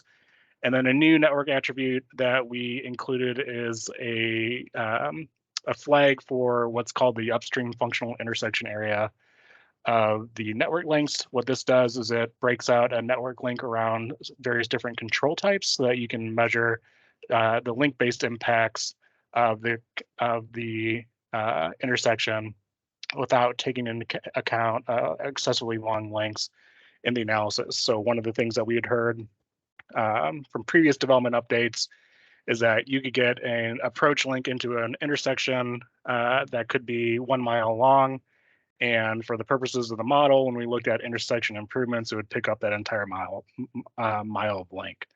So this benefit breaks that out, and then we measure that based off of the total approach speed into the intersection. And then the socioeconomic data was updated to a base year of 2019 for employment, population, and the various demographic improvements. This work was largely done under the Metropolitan Transportation Plan effort by McKinley Research Group. RSG reviewed these assumptions for reasonableness in the base year data, and then transferred the work that McKinley conducted into the format that was necessary for modeling. And then with the model specification updates, there was 2 big updates. One of them was a military update. For this one, we updated the production and attraction rates for JBEAR. Previous updates, we largely carried over this impact, and we didn't really have anything to calibrate against, since there's not a special study of military personnel to help calibrate those production and attraction rates. But what was different between this effort and previous efforts is that we had significantly more traffic counts from DOTPF, and that included traffic counts that were approximate or near gate facilities. So that allowed us to really calibrate the military aspects of the travel demand model to the actual traffic counts that we're seeing at or near the gates. And then the largest update was to the mode choice model. For this one, we added the 4D variables, and these different variables essentially capture urban characteristics that are indicative of smart growth or resilient planning. And so essentially what we're trying to do here is sensitize the model to land use changes that encourage walking, since this tends to be the biggest driver of walkability and non-motorized uses or active transportation uses. So those variables are categorized into 4 different types of variables: diversity, density, design, and destination accessibility. And then we transferred these components into the mode choice model. This was previously conducted, or this was previously done under work that RSG conducted for SANDAG or the San Diego MPO. And then the parameters were scaled to match the in-vehicle travel time so that they were transferable to the AMATS region from the San Diego region. There's 3 primary variables that were added: intersection density, dwelling unit density, and employment density. And these variables are automatically calculated by the travel demand model. And then we interact these variables on each other. So we end up getting a 20 additional variables added to the mode choice model. And then after these variables were added to the mode choice model's constants were recalibrated to match the mode shares that we've seen from the survey. So the next part of the travel demand model update was to calibrate or validate the travel demand model to DOTPF counts. One of the things that was different from this effort compared to other efforts was that we calibrated to a set of independent standards developed by the Florida DOT. These are the Florida Standard Urban Transportation Model Structure, or FSUDMIS model calibration validation standards. This has now become an industry-wide practice to calibrate either to the Ohio DOT or the Florida DOT standards. The model was calibrated against 1,237 traffic counts, whereas the previous development effort utilizes only 787 traffic counts. And then we more than doubled the traffic counts on links less than 5,000 vehicles. And the model generally meets the model and volume, or the area-wide and volume-specific validation standards. We typically see a larger error on lower volume links, and significantly less error on links with higher volume. So you can see on the chart on the right, on the top, our validation, our fit statistics. We use this percent RMSE, or mean square error. That's a measure of the model's relative predictiveness. And typically we want to see that under 100% RMSE, which it is. And we can see that as the volume groups get bigger, so as we get more traffic volume on each individual link, this gets better and better and better. So a 0% RMSE would mean that we have perfect validation standards, so that in our highest volume facilities above 25,000 vehicles, we're at 13.74, which is pretty fantastic. That's generally better than the last model development update. We also looked at calibration accounts and stratified those by functionally classified lengths. And in this case, we're more looking at the percent difference than we are at the percent RMSE for the higher order facilities. So generally, we want to see something around not less than 10% difference on freeways, and something up to 20% on collectors. And then there are some facilities in this development update that we just have too few observations. That would be the frontage roads and the expressways. So I would take these validation statistics with a grain of salt, just because we don't have enough in the sample. And then finally, we use a screen line calibration, and screen lines are essentially imaginary lines that we draw across multiple parallel roadways. And this is essentially used to validate cross-regional travel flows. So in the travel demand model, we're really looking at the trip distribution step, and we're looking for errors that are below 20% difference. And the model performs pretty well on this, with the exception of 3rd Avenue. And we looked into the 3rd Avenue problem, which is at negative, or is underloading at 27%. And it remains problematic, and we tried various different adjustments to get an improvement on the screen line that were ultimately unsuccessful, or we would increase, or we would make an improvement in the model, but we would essentially have a squeezing the balloon effect, where we tried to get the 3rd Avenue screen line nailed down, but we were sacrificing error in other parts of the model. Then finally, the screen line percent RMSE generally indicates that there's no systematic trip distribution error. So the remaining work that we're contracted to do through March, calibration validation largely ended in January. We took advantage of some delays with the MTP to further calibrate and refine the travel demand model. We're now wrapping up documentation as well as the VCA memo, and are planning to conduct training with AMATS staff in early March.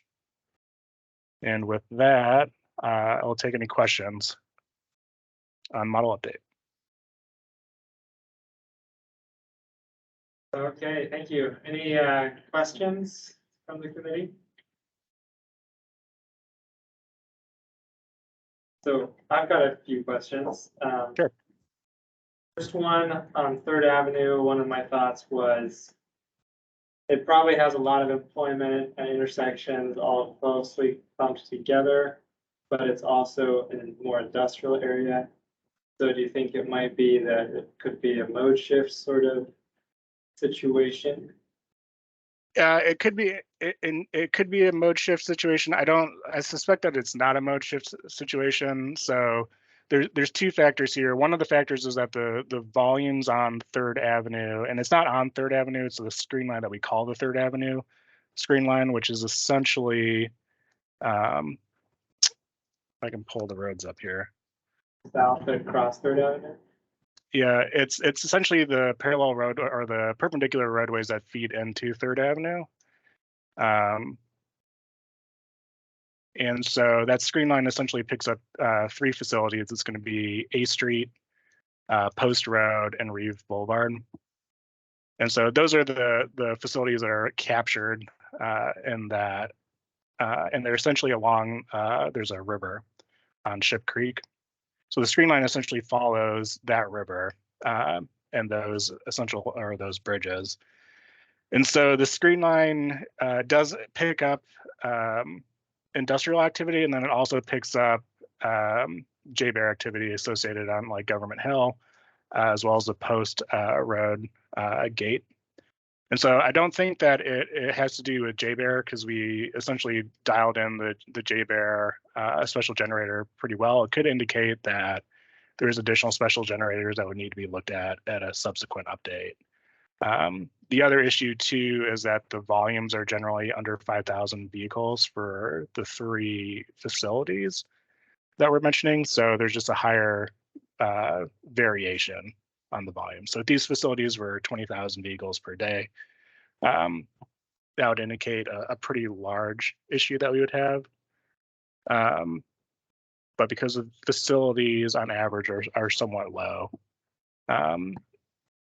there wasn't a ton to do Did you look during the update. port traffic? That, you know, our port is right there too, so if you haven't looked at that, that might be something to see if that is a larger generator, or should be a larger generator in the model than was assumed. Just a thought on that. Yep. Another question that I have is select zone runs. Any model changes, are those things that you're able to do, select lane, select zone runs to be able to see how traffic is traveling through the city?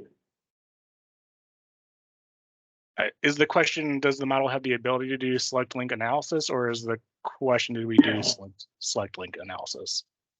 Have the ability. I recall that in prior models that was not a functionality of the model, and I'm interested to know if this one has that.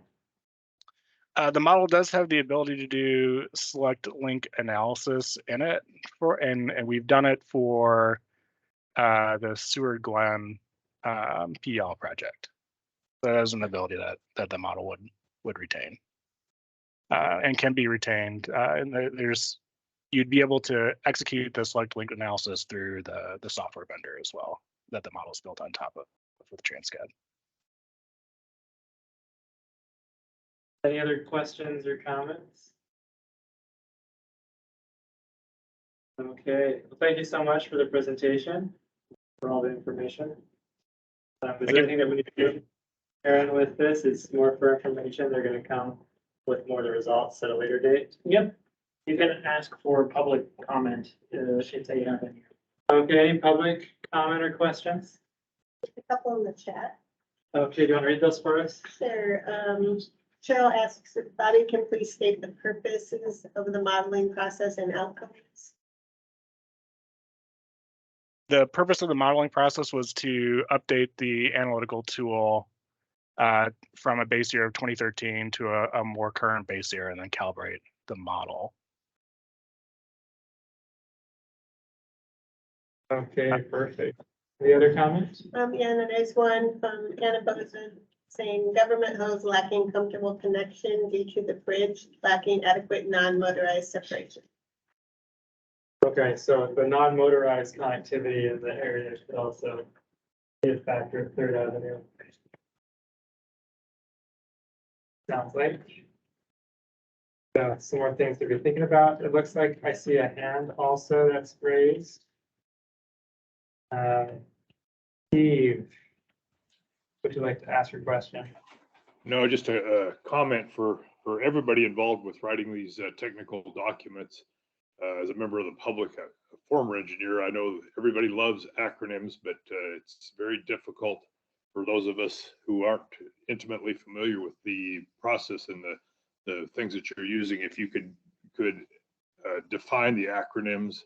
For instance, in this presentation, I saw FSTUMS. I have no idea what that means. I saw RMSE. I don't know what that means. So it'd be really nice. And in the previous presentation, there were a number of acronyms that I didn't recognize. So if you could, I think the standard would be maybe to list out what the acronym is and then put it in parentheses the acronym that you're going to use. That would be greatly appreciated. Another suggestion would be when people are using their mouse pointer to direct the eyes of the audience to certain parts of their presentation, if they could previous to the presentation, if they could go into the settings of their computer and make the mouse pointer big and bold, perhaps a different color, something where it makes the pointer much more easy to see, would be greatly appreciated. And with that, thanks very much for the presentation. Thank you, Steve. Great suggestions. Do we have any other Public questions or comments?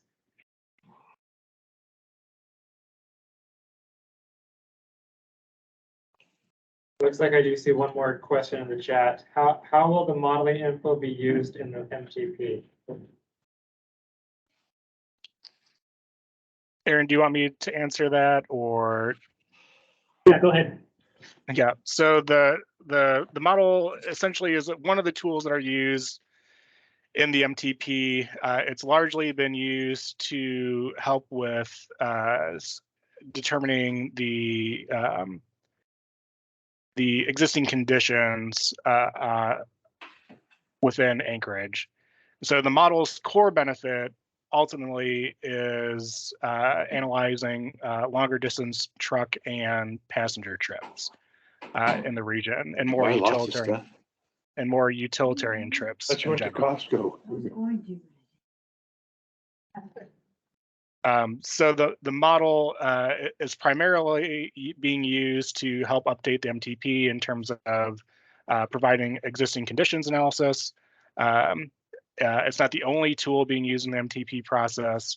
And then the model is also used for forecast scenarios. So as part of the MTP process, multiple different scenarios are being developed that look at different network-based scenarios. They also look at different land use scenarios. And those network and land use scenarios are then quantified and fed into the travel demand model.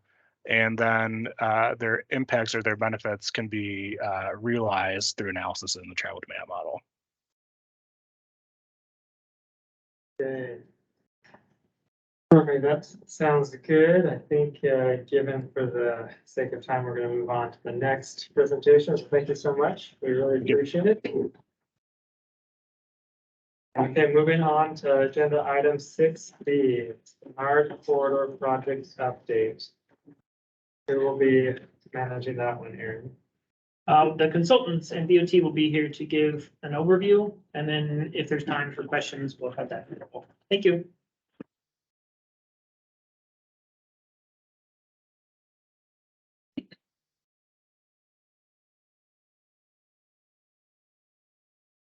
Other record showed that this acting as I think I don't see her anymore. Yeah.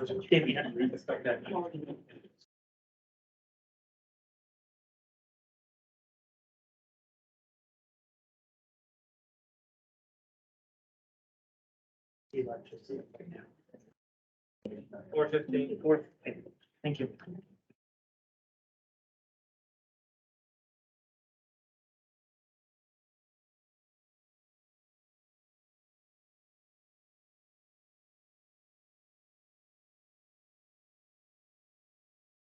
I am Alex Reed. I'm a project manager with DOT. We're here to update the committee on the current status of the AMATS Model rehabilitation Minnesota Benson project. Doing some quick updates, introductions. I am Alex Reed. I'm the project manager on the DOT side. Also Aaron Hunting, the project engineer on the DOT side. This is a public road that is operated and maintained by the municipality of Anchorage. There are partners on this project. Linda Sue is the project manager. Jennifer is the project administrator. And on her team are several consultants. Lounsbury is leading the design. With me from Lounsbury is Joe Taylor, who's going to go through the details of what the design is at right now. There's people on teams who can't hear. Yeah, that seems right there.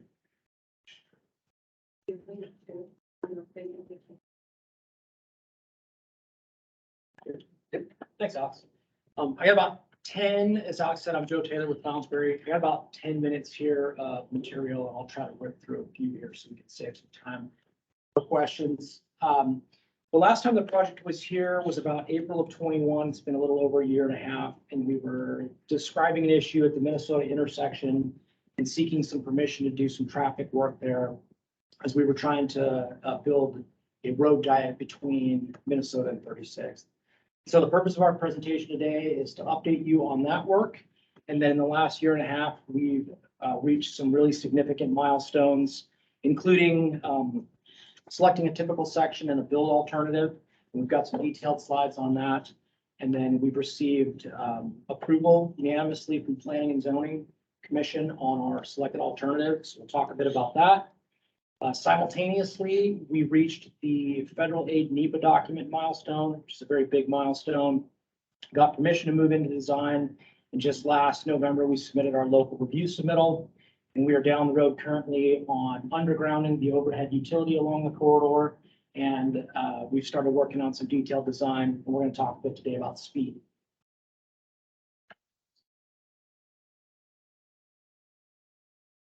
Sorry.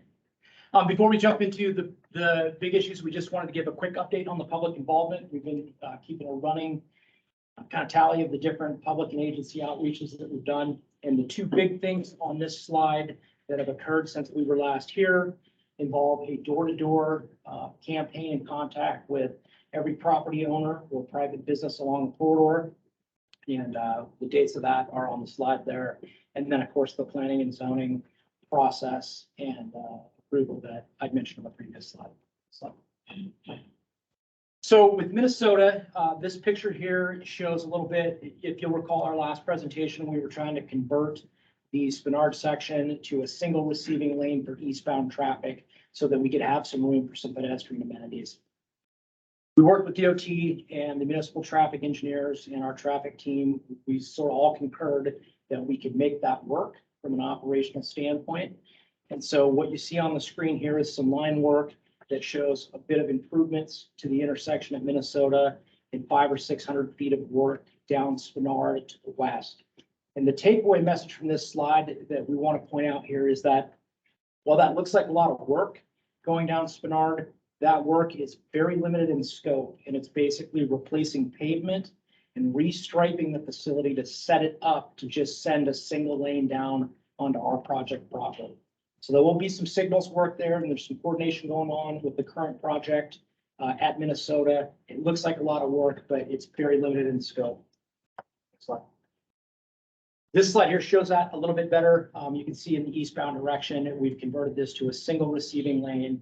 And then right there, you can kind of see the cyan line there on the bottom that shows the pedestrian amenities that we're able to put there by being able to convert that to a lane. And so the selected alternative that I'm about to present is kind of shown up in the right. We'll go through that, but this allows us to push that all the way through this segment.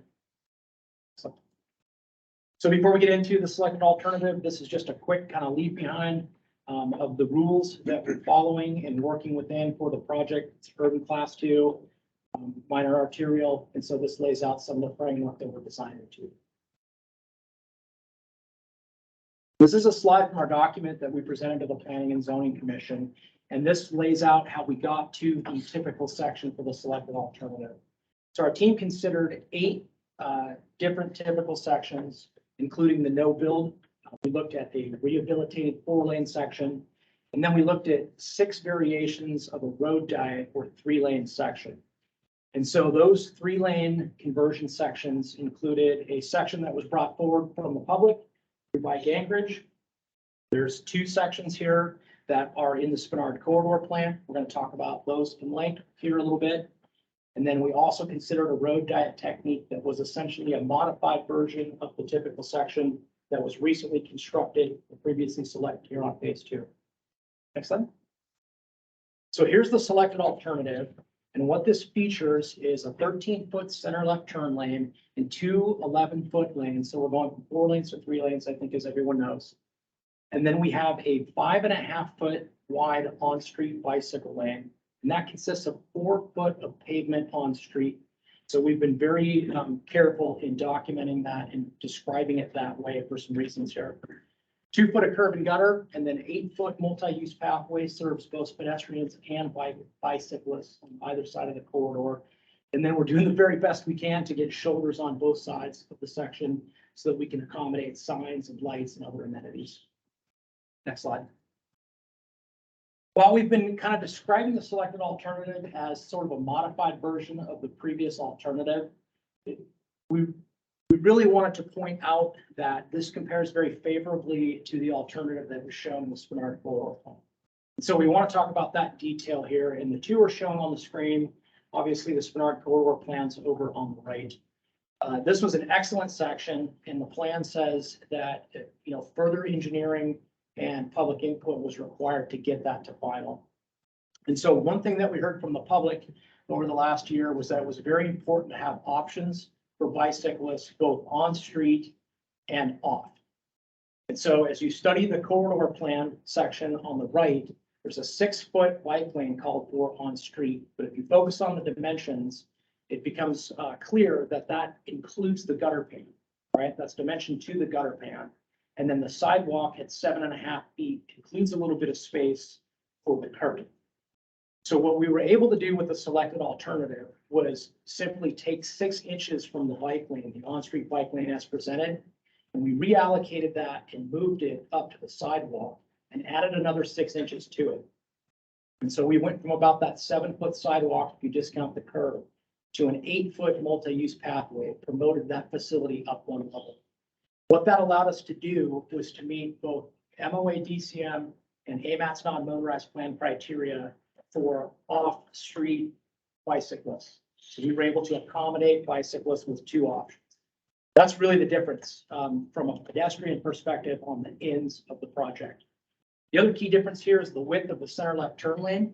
The plan calls for an 11-foot center left turn lane. The plan was attempting to fit within the right of way, which is just incredibly impossible to do, right? So we understood that. We recognized that we weren't going to be able to make a 60-foot section work. 65 feet is the proposed section, and the selected alternative has a 13-foot wide center left turn lane, which is 1 foot below the minimum requirement, but it's endorsed and favored and it was constructed on the previous section by the agencies. We want to leave everyone with one more thought on center left turn lane because there still is a lot of conversation about how we might further reduce that. A further reduction of the center left turn lane might be considered as the project advances. But really, the priority for where that space would go would be to the outside of the facility so that we could accommodate a proper shoulder and get signs and lights out of the multi-use pathway. And the second priority for that would be simply to pull the section in and reduce the right-of-way as we're required under the federal right-of-way rules. Next slide, please. This next slide is meant to address a frequently asked question. We're getting a lot of questions about speed, and we've gotten a lot of questions about speed over the last year. So when we're talking about speed, we want to talk about 2 different distinct types of speed: design speed and speed limit. We're getting a lot of questions about what is the design speed and can we reduce that? So we've got some definitions here right out of AASHTO's policy on geometric design that sort of defines design speed. And the takeaway message here is in that kind of first bullet. Design speed directly impacts entities like curvature, super elevation, and sight distance. The other entities like lane widths and shoulders, those aren't directly related to design speed. Because this is a rehabilitation project, we're not moving the curvature. We're not moving the big curve at 36, for example. We're not appreciably changing the road. And so the design speed portion of this project is in fact a documentation exercise. And we've noted that the curve, for example, as it sits in the world today, does not meet the 45-mile-an-hour design speed. So the project has an action to document the proper design speed, but that action is not going to change the roadway. Speed limit is a different issue. Speed limit is it's a legal situation. And so speed limits are established by jurisdictional authorities, and they do that based on speed studies and measured speeds. And so speed limit will also not change cross-sectional elements, but it would provide, changing the speed limit could very well provide a good benefit to everybody. And so the MOA, the Municipal Traffic Engineer, is leading a speed study right now to determine whether or not we can move the speed limit. We hope to report some information out on that probably by the end of this quarter. Can we, just a second? Yeah, before you go, I think we'll need, before to the next slide, we should extend the meeting a little bit so that there's a chance to address some questions from the public and to talk a little bit more. I'm on my last slide too, so I'm done. I'll move to extend 15 minutes. If we get done before 15 minutes, then we'll end, but that just, as it is, we've got like not enough time, I think, to actually do justice to questions we might have. So let's on the table to extend 50 seconds. Second by Mr. Rebuffo. Any objections from the committee? Okay, no objections. We're extended 15 minutes. So our final slide. Next steps, working through right of way and moving into advanced design. We hope to reach plans at hand here this fall, which is a lockdown right of way footprint that we're working towards. There's a number of things that have to happen to get to that. That starts the clock ticking on a 24-month timeframe for right of way negotiations. And our intent is to construct in 2026. That's everything. Okay, perfect. You did come in under our 4:30, but it'll be good now to actually give some time to any questions and comments. Do we have any questions or comments from the committee? Everyone. Okay, go ahead. So in layman's terms, discussion of design speed versus speed limit. Yeah. So for example, on 15th, when you come up the hill by Merrill Field, I think the speed limit is 30 or 35. And if there's anyone that drives that on the regular, that speed, it seems like it's, for lack of a better term, designed at 45 because that's what's comfortable. So can you, in layman's terms, when you say design speed, is that the speed at which people would feel comfortable driving it? Or how would you? So that's a different type of speed. Design speed is directly related to geometry. So it's a selected speed that we would use to lay out geometrics. And because this is an existing road and sits out there, and it's going to look the same way at the end, the design speed then already exists. And so in our report to planning and zoning, we pointed out that the geometry fits the 45-mile-an-hour design speed everywhere except the curve at 36. And we pointed that out and said, we have to fix this. That is 30 miles an hour for what's worth. So the speed that people would drive, the speed that you might measure of the different important types of that speed are going to come out of the speed study where that's observed, sort of documented how they're driving the actual facility. Does that help answer that at all? Design speed is more brand new construction. Okay. Brand new construction. We're starting with something new. And we're going to select a design speed, and that's going to tell us what the road elements will be. Okay. Really without greatly increasing the right of way impacts, there's not much we can do with the geometry considering how tight the existing corridor is now. Sure. So I think speed right now is 35. 35. Okay. A few other things to consider: design speed affects curvature, right? In this case, they're not changing curvature, but typically design speed often is about 5 miles over the posted speed. It's a typical approach as you do a design. So if design speed to the curvature is like 30, then often you'll probably feel comfortable driving it, between 25 to 30. Okay. Right. And then sight distance is another thing that comes into play, but there's not sight distance obstructions and whatnot. So. Thank you. Yeah, question. Thank you. Other questions or comments from the committee? Any questions or comments from the public? Okay, go ahead, Sean. Yeah, Sean Holiday, just curious, historically on Abbott and probably that northeast of Spenard, there's a fair amount of public opposition to those local businesses there. Are you seeing the same thing on your piece of Spenard, or have people bought into the road diet there? That's a great question. That's a big question. This project requires us to go knock on every door up and down the corridor. There's something like 30 acquisitions that are going to be required. At present, there's a really pretty quiet support out of the business community. I personally went and met with almost everybody and heard great things. And the question is, what is this facility going to look like? We say it's going to look like it looks basically right up the road, a little bit better, a little bit wider. So right now, folks kind of understand that, and they're kind of behind what that looks like. But that's a 20-year running question. And it's a great question, but we feel like we've got support from businesses. Success of the previous phase has really helped with moving this forward and getting support from the public and business owners. Okay, additional questions from the public? I see a hand up. Mark Butler, I'm one of the founders with John Weddleton at the Spenard Chamber of Commerce.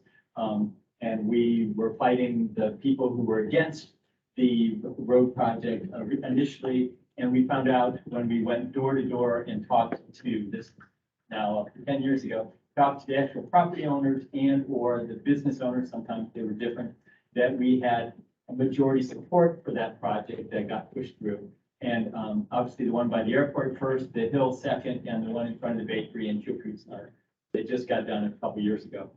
I see zero opponents to this project. In fact, entrepreneurs that bought into the properties like John Wilton and the Beartooth guys who bought Coots and Lumbex and so forth. When entrepreneurs spend their own money, risk their own capital on it, I think that's a success because they have a vision in their mind, whatever it may be, to make money by using that. And they came in heavy on this one. So far, we have seen no opposition whatsoever on the next one. There was just a suggestion that there might be a take of a property or two, whole chunk. And one of them, the Carousel Lounge, bought a parking lot behind it so that they could use that instead. And so I think this one's going to be a slam dunk.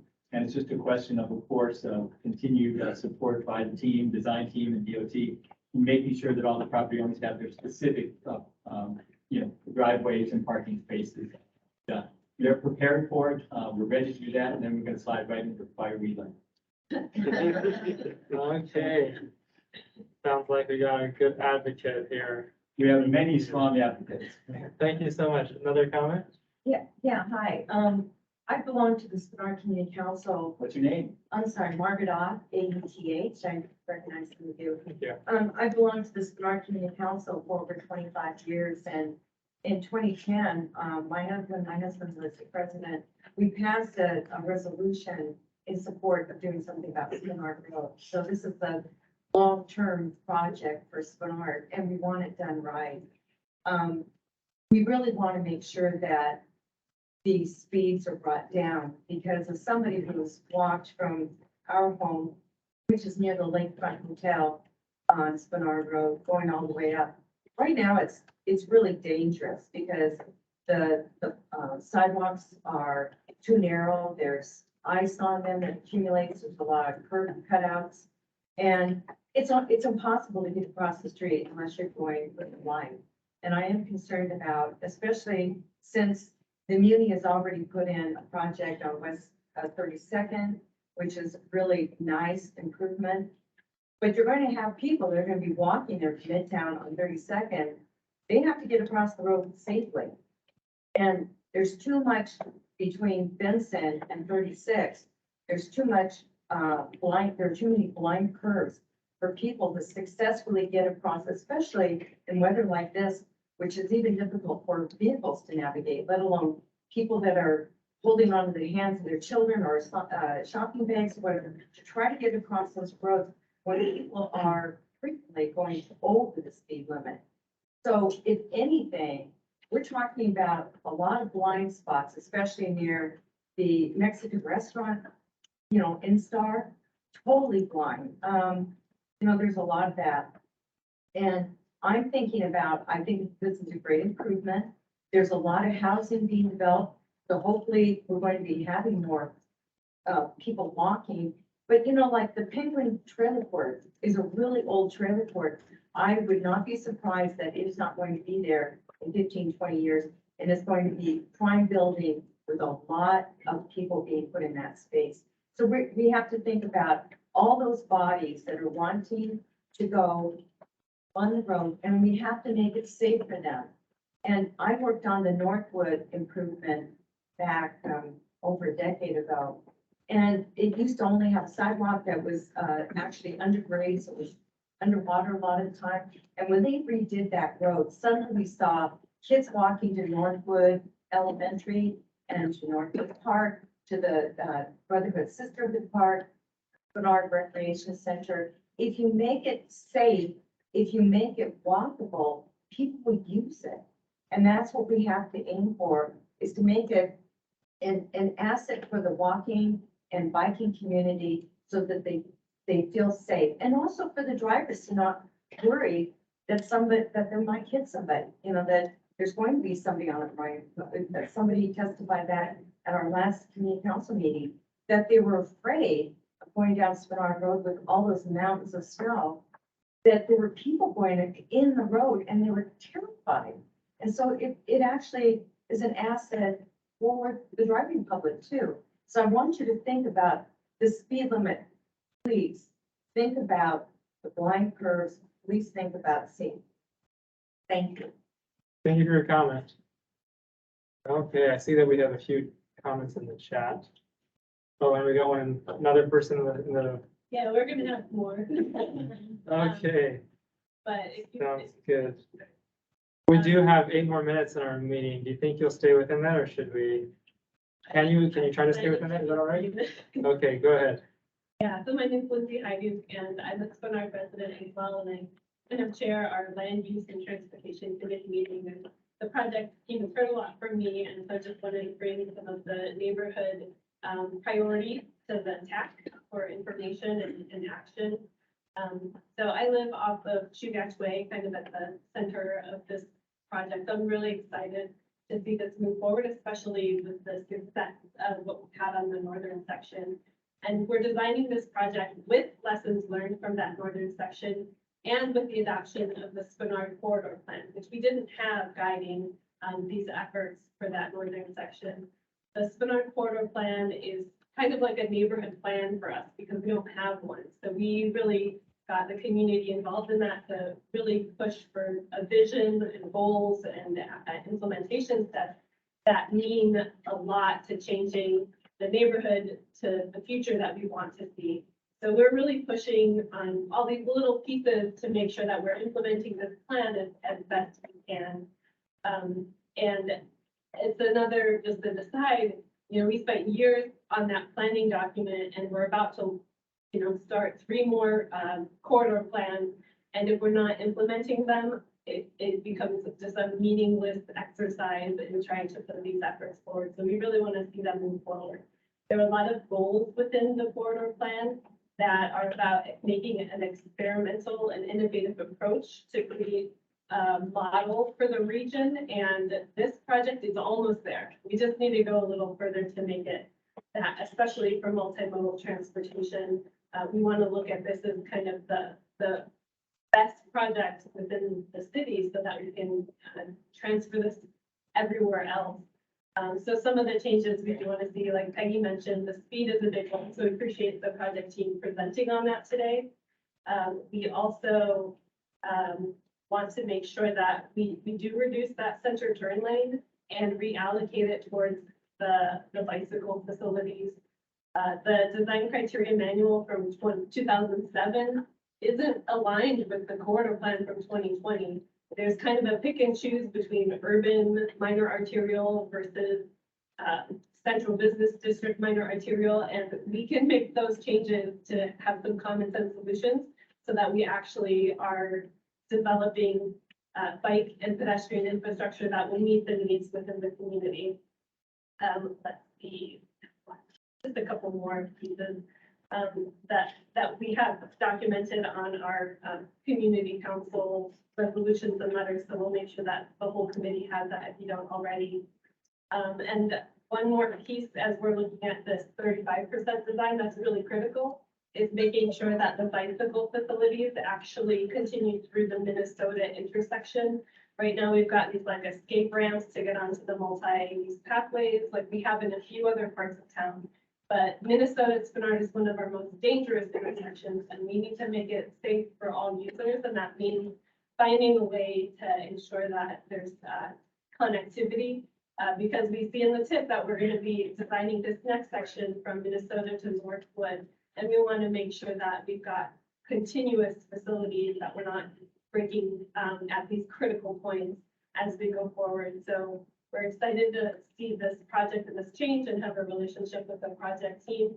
But we do want to make sure that there's space to make some of these technical changes with the guidance of the TAC and the policy committee as we go forward. Okay, thank you for your comment, Lindsay. We have other comments. Okay, we're running close on time, so. Here for it. All right, hi, everybody. Again, I'm Emily Weiser with Bike Anchorage. We wanted to bring a technical consideration to the TAC for the semester that's kind of I'm sure most people in this room heard that Bike Acreage is really campaigning for protected bike lanes on this section of Spenard. And that's partly because the FHWA Bikeway Selection Guide says that if a road is more than 25 miles an hour, it needs a protected bike lane. That is a guide. It's not mandated to be followed with this project, but the guide is there for a reason, and it really reflects best practice, the type of bike facility that we need. So there's two ways that this project could resolve that and align with the bikeway selection guide. The first would be to provide a physically protected bike lane.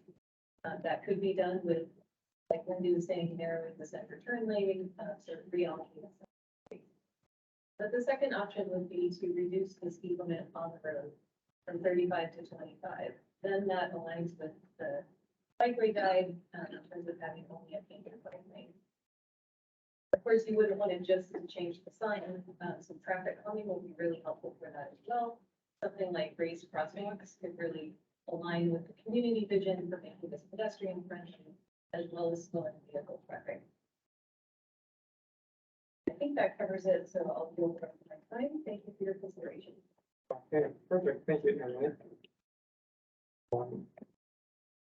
So we've got 2 minutes. There are a few comments. Do we need to read them for them to be in the record, or will they be in the record without reading? You also have 3 people with their hands up online. Okay. There's no real record of people when they type it in, so they don't need to speak it out loud. Okay, so. And this isn't an action item, so. Right. I would love to give everyone time, but I also recognize that we have pretty much need to wrap it up now based on what we've extended the meeting already. So what is the committee's? I can stay longer. I don't know what everyone else can. I'm happy to stay till 5. I motion that we extend the meeting for 15 more minutes. Okay. You have to leave, you gotta go. We have a It'll second. be recorded. Second. Okay, moved by Ms. Sue and seconded by Mr. Lyon to extend another 15 minutes. Do you have any objections? Okay, hearing none, the meeting is extended, and if you do need to leave, that is totally fine, understandable. We are over time, so for the record show, Mr. Lindemood has left at 4:44, and we will go to those who have questions or comments online. Okay, go ahead, Matt, and let's keep everything to 3 minutes so that we can move through it. Looks like you're still on mute. Of course I am. My name is Matt Duncan. The initials say David Duncan because my first name's David. I'm with the Spenard Community Council. I agree 100% with Lindsay and Peggy and the other members of the Spenard Executive Committee, as well as the members of the Community Council that have spoken already. I know that you guys already know what we want, and we really appreciate the hard work that you're doing. You can get waivers for anything, and the ideas that we want are basically for the non-motorized commuters. We don't love having the area that's paved for us being called the gutter. That's a little rough. And as for the walkers, they don't want to share the space with the cyclist. I know I don't when I walk. And then we need to address the mid-block crossings because mid-block crossings are very dangerous, and I didn't see any of those in there. And I understand that not all of this is possible, and you're working very hard. Let me be the first person to thank you for your service. But the other thing that we would like to bring up is the motorized cyclists are very much the future.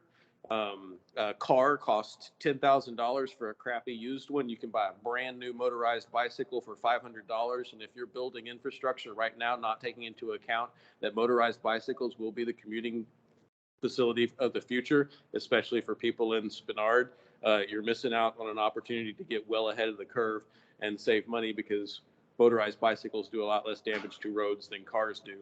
And I believe that the infrastructure that we're asking for is not an induced demand. It's not a demand that we're going to create by making pedestrian, cyclist, and motorized cyclist infrastructure. We're not going to induce demand in the way that tearing up sidewalks and building roads induces demands for cars. I believe that this is a demand that's already here, and members of our community are asking for that right now. And if you give them the ability to walk and cycle, they will gladly take you up on that. So just again, that's the Spenard Community Council. People have all gotten together and spoken about this. And we know that you already know this, but for the record, that's where we're at. So thank you. Thank you, Matt. Okay, it looks like the next one in the queue is Aaron Button. Aaron. Hi there. My name's Karen Button, and I'm representing Friends of Fish Creek. And I just really want to say thanks so much for the work that you all have done on Spenard Road thus far. I see many of the comments and suggestions that we've put forward that are incorporated thus far. Just echoing some of the, I think that the reason that you're going to hear some of these ideas over and over again is because I think that there's a lot of community consensus on the fact that we really want to prioritize non-motorized transportation in this zone, and as that was reflected in the Spenard Corridor plan.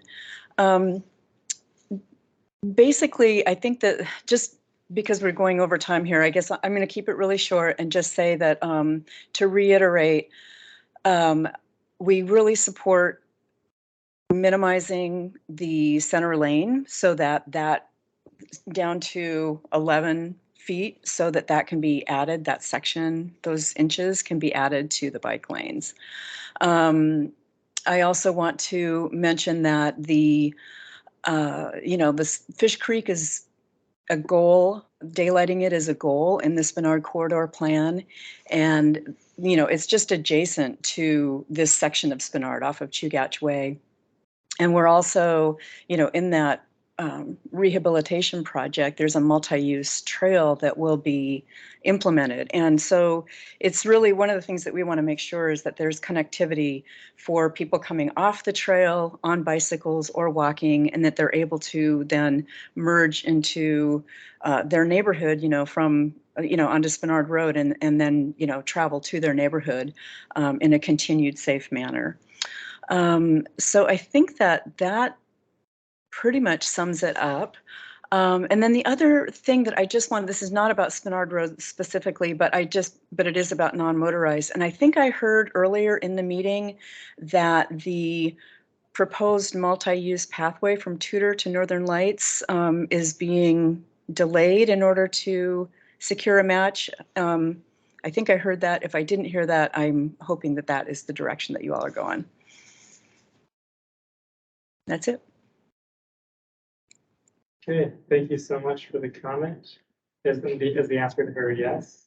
Yes, that's what you Okay. guys recommended. So the answer there is yes. Okay, so next person online, Sarah Prescott. Sarah. Go ahead. Can you hear me okay? Yeah.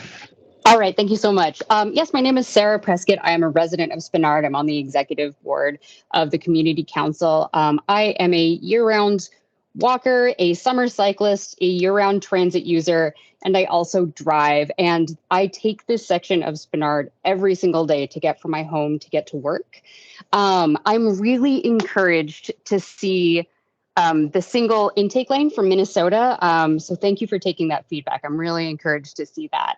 And then the other things, I really just want to echo what other folks have said. I would love to see somehow space taken and given to that bike lane, preferably from the center lane. But I do think that we need a wider bike lane that doesn't include the gutter. I would also love to see some way to make the road 25 miles an hour with a protected bike lane, but at the very minimum, one or the other. Riding your bike with only 4 feet, especially around a curve, it's dangerous, and it's also frightening for cyclists, drivers when it's just a painted lane. And I say this as someone who drives, so I'm not like knocking drivers. Sometimes you make the curve and sometimes you don't. So I'd really love to see just some extra protection there. And I also understand, moving on to winter maintenance, that that's not necessarily designers of roads' responsibility. Like, you're not responsible for plowing, but I would love to see some way to have more efficient or easier winter maintenance factored in. So that way, non-motorized users have an easier time using this road. And I'm not sure if this showed up in today's presentation or if it's coming later, but this is in a transit corridor, and I didn't see anything about transit pullouts or pullouts for the buses at the bus stops. So I'd love to see more information about that in the future. That's all I've got for today. Thanks. Have a great afternoon. Perfect. Thank you, Sarah. I'm assuming the transit will come with future designs. Transit, we've talked to transit a bunch of times. Transit does not want pullouts.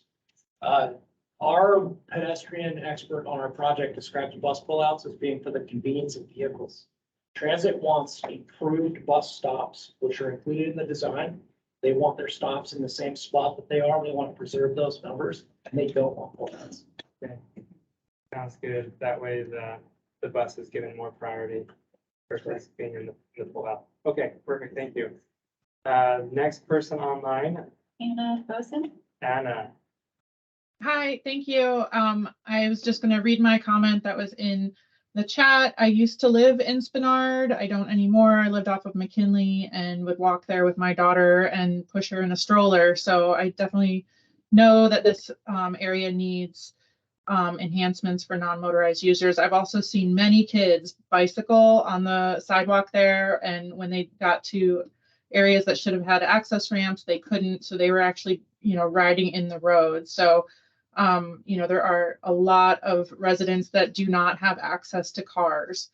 I am concerned about mid-block crossings. I think that they should be raised and have islands at the very least for safe mid-block crossings, because there just aren't enough signalized intersections here to force the 25-mile-an-hour speed limit that I think this corridor really needs. I also just want to emphasize that this is the first road that many people who visit Anchorage travel on after they arrive at the airport. This could be a real gateway to the city. It has a lot of history there. It could be a real boom to the economic development of that neighborhood. And the way that you do that is to enhance the desire to actually stay in the area. And that's with slower speeds, with more amenities for people to walk around and enjoy. And so I just really encourage you to have raised medians for snow storage in the middle with turn pockets, raised crossings that make it safe for people who are visiting our city. Thanks. Mr. Coy, real quick.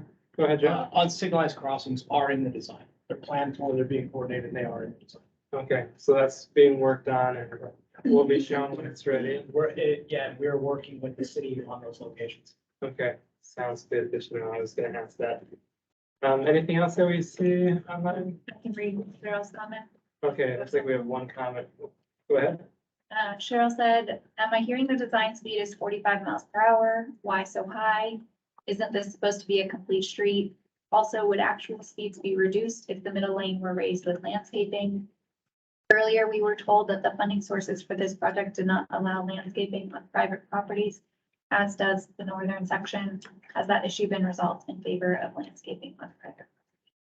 You want to answer a question about landscaping? That is still true in this scenario. So we are looking at landscaping within the right of way. It would not allow for landscaping. The federal funding would not allow for. Yes. Nothing has been solidified. Maybe we're just looking at different options potentially with the city on how we may handle other issues. Landscaping is a piece that we do a little bit later on, so we don't have solid answers for that yet. Yeah, sounds good. And I'll speak a little bit to the design versus, we did talk about design versus posted speed. And I think as Joe mentioned, the design speed is more of a theoretical number. It's really the posted speed. And my staff and I are working on defining a policy about a comprehensive speed study and what it would look like to change posted speeds The code mentions that a comprehensive speed study is needed to change speeds. And a municipal traffic engineer then has that authority to do that. And so if you do want to reach out to me, I am open to comments and feedback on what criteria and things we should look at as we're making this policy and changing speed limits. But we are looking at both the section to the north of Benson and to the south and some different factors. So that is in the works right now. Yeah, and just following up on that, I mean, we've definitely heard all of your comments, particularly on the center turn lane, the bike lanes and the speeds. And I can say we are working on those and we're going to both respond to the Spenard resolution and kind of post what we come to on the website as well. Okay, perfect. Well, thank you so much for coming. It looks like we got through all the comments, and thanks for committee members and public for being with us as we extended here about half an hour. Looking at our agenda to kind of wrap us up, we have like 3 minutes. Is there any information items, either from AMATS staff or committee members, that you'd like to share in our time now? Okay, with the remaining 2 minutes, is there anyone from the public that has a comment? Okay, seeing none, I think we are going to adjourn at 4:58. Thank you again, everyone. Thank you.